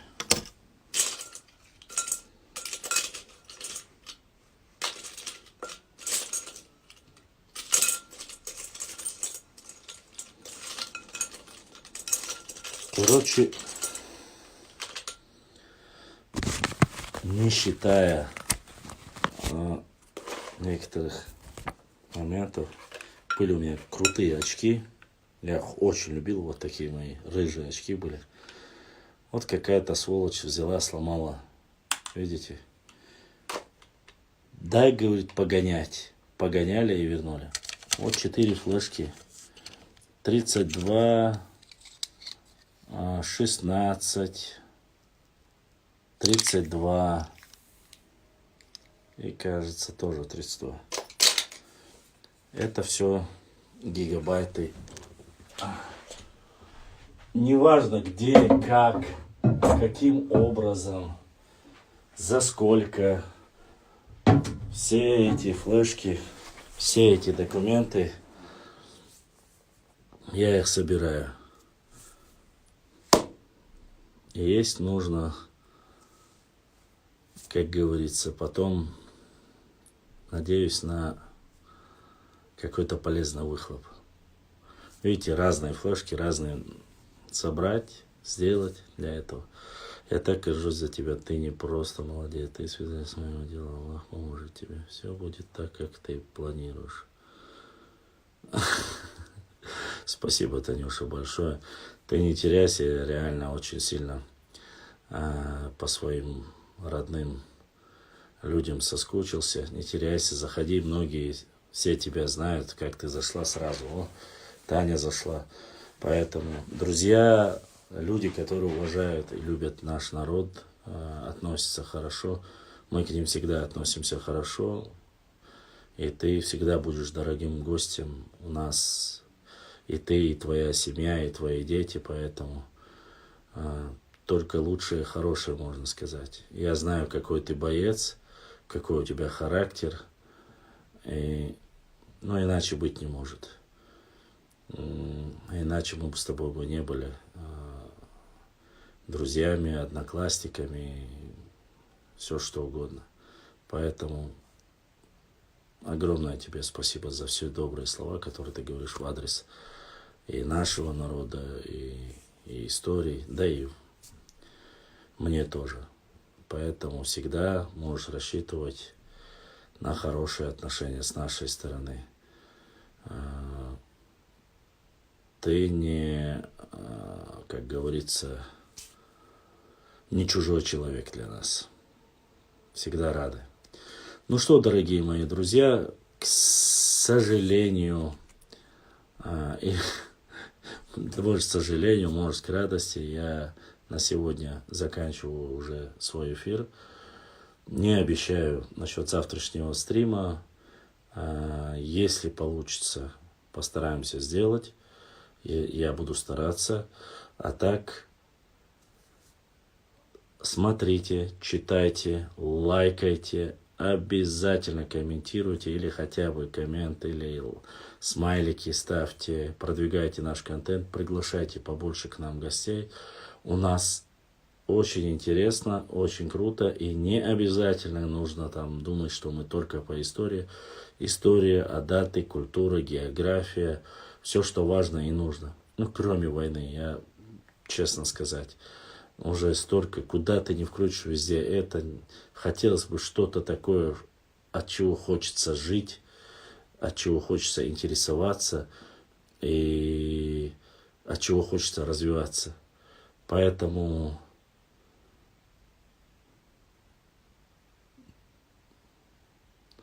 Башлам, ты планируешь дальше учиться на магистра, не знаю. Бекхан Бекханов, у меня, послушай, брат, смотри, я закончил колледж, я закончил лицей, я закончил университет, я закончил Академию госслужбы. Большая часть моей жизни и так ушла на образование. Единственное, куда я мог бы поступить, это в аспирантуру. Но там нужны были какие-то финансовые вливания, поэтому я просто-напросто не вижу смысла. Возможно, это неправильно. Извините за то, что я так не вижу смысла дальше еще тратить время и свое здоровье, и финансы свои еще на дальнейшее обучение. Ну, закончу я аспирантуру, ну, что дальше? Что дальше? Профессия есть, столько диплома у меня есть. Подумайте сами, что мне нужно. Это то, что я занимаюсь блогерством, это моя личная инициатива. То, что я занимаюсь там где-то, работаю или чем-то подрабатываю, работаю, это совсем другая ситуация. Я не вижу смысла дальше. Поэтому, если получится немножко хорошенько подзаработать, хотелось бы в политику, но пока нету никакого от этого, как говорится, выхлопа. Но поэтому сейчас, в данное время, если у меня получится что-то заработать, я технически обеспечу работу, эту работу. Буду делать все для своего народа, для своей родины, для своих друзей, то есть помогать делать все, что вот касается вот в этой сфере. Это я буду делать. А так уйти куда-то, идти, ну сколько у нас этих профессоров, докторов, писателей, всего остального. Вы видите, как нам приходится с каждым бороться, этому говорить. Они по-своему относятся ко всему этому, Бекхан Бекханов. Поэтому я постараюсь по-другому изменить. Изменить с простыми людьми, зная, что им нужно, какие нужды им нужны. Нужны карты, я по картам буду им помогать. Нужны книги, я по книгам буду им помогать. Нужно где-то рассказать, расскажем, докажем, покажем. Пока мы живы, здоровы, это мы сможем сделать. Если есть технические возможности, вы всегда можете меня найти. Если нету, тогда придется мне залечь на дно. В школе не хотелось тебе как учить по истории работать, учитель. Вот я же говорю, когда я обязательно собираюсь выйти уже, идут вопросы. Ну, поскольку осталось минут 3, я тебе скажу коротко так. Во-первых, не знаю, как жизнь сложится. Если так получится, и учителем пойду, и другое. Но учитель сегодня это, к сожалению, не та зарплата, не те возможности. Я даже этого не смогу, то, что есть, я не смогу даже потянуть. К сожалению. Вот. А так, посмотрим. Я не знаю, как мы предполагаем, Всевышний располагает. Время покажет. Как мы не можем сказать, буду ли я до конца жизни с тем человеком, которого я реально люблю, или не буду. Я же не могу сказать, сколько у меня будет детей, или сколько не будет. Я тоже не могу сказать. Знает только Всевышний. И точно так же. Стремление есть что-то изменить в лучшую сторону. История – это не просто учитель истории. И я не хочу быть учителем истории, чтобы вы понимали. Я хочу, чтобы до каждого дошло, потому что многие, кому я рассказываю сегодня историю, давно закончили школу и университеты, и даже намного старше. Моя цель – довести до масс, чтобы они могли передать своим детям, своим внукам, кому угодно, любовь к родине, любовь к истории, географии, культуре. Для тех, кто всегда в суете, для них я буду пытаться. ДРСХ. Ну, конечно, если получится, вместе с вами. А так, уважаемые мои друзья, я прошу меня простить. К сожалению, уже я запланированный трафик уже потратил. Уже 4 часа. Рассчитано было вообще-то на час-полтора. Но поскольку некоторые немножко помогли, я вот автоматически, как говорится, продлил. Огромная благодарность всем вам. Не, я не работаю в Академии наук. Огромная благодарность всем моим друзьям, особенно всем спонсорам и кто поддержал мой канал сегодня донатом, задонатил. Огромное спасибо вам. Дай Всевышний Аллах, чтобы у вас оставшиеся ваши финансы приумножились 1000 раз. Огромная благодарность вам за то, что поддерживаете наш канал. Всем доброй ночи. Если я каким-то образом обидел, задел вас, или я не знаю, я прошу ради Всевышнего Аллаха простить меня. Я не хотел никого не обижать, не оскорблять, и не было помыслов таких. Огромная вам благодарность. Всегда с вами ваш друг, брат Башлам.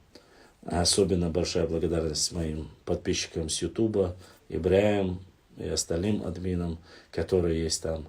Вам огромная благодарность. Ассаламу алейкум ва рахматуллахи ва баракатуху. Всем доброй ночи. Я спать не собираюсь, просто если что, пишите в директ. Обязательно отвечу. Какие-то вопросы. Не забывайте приглашать нам все больше и больше новых подписчиков. Всем до свидания.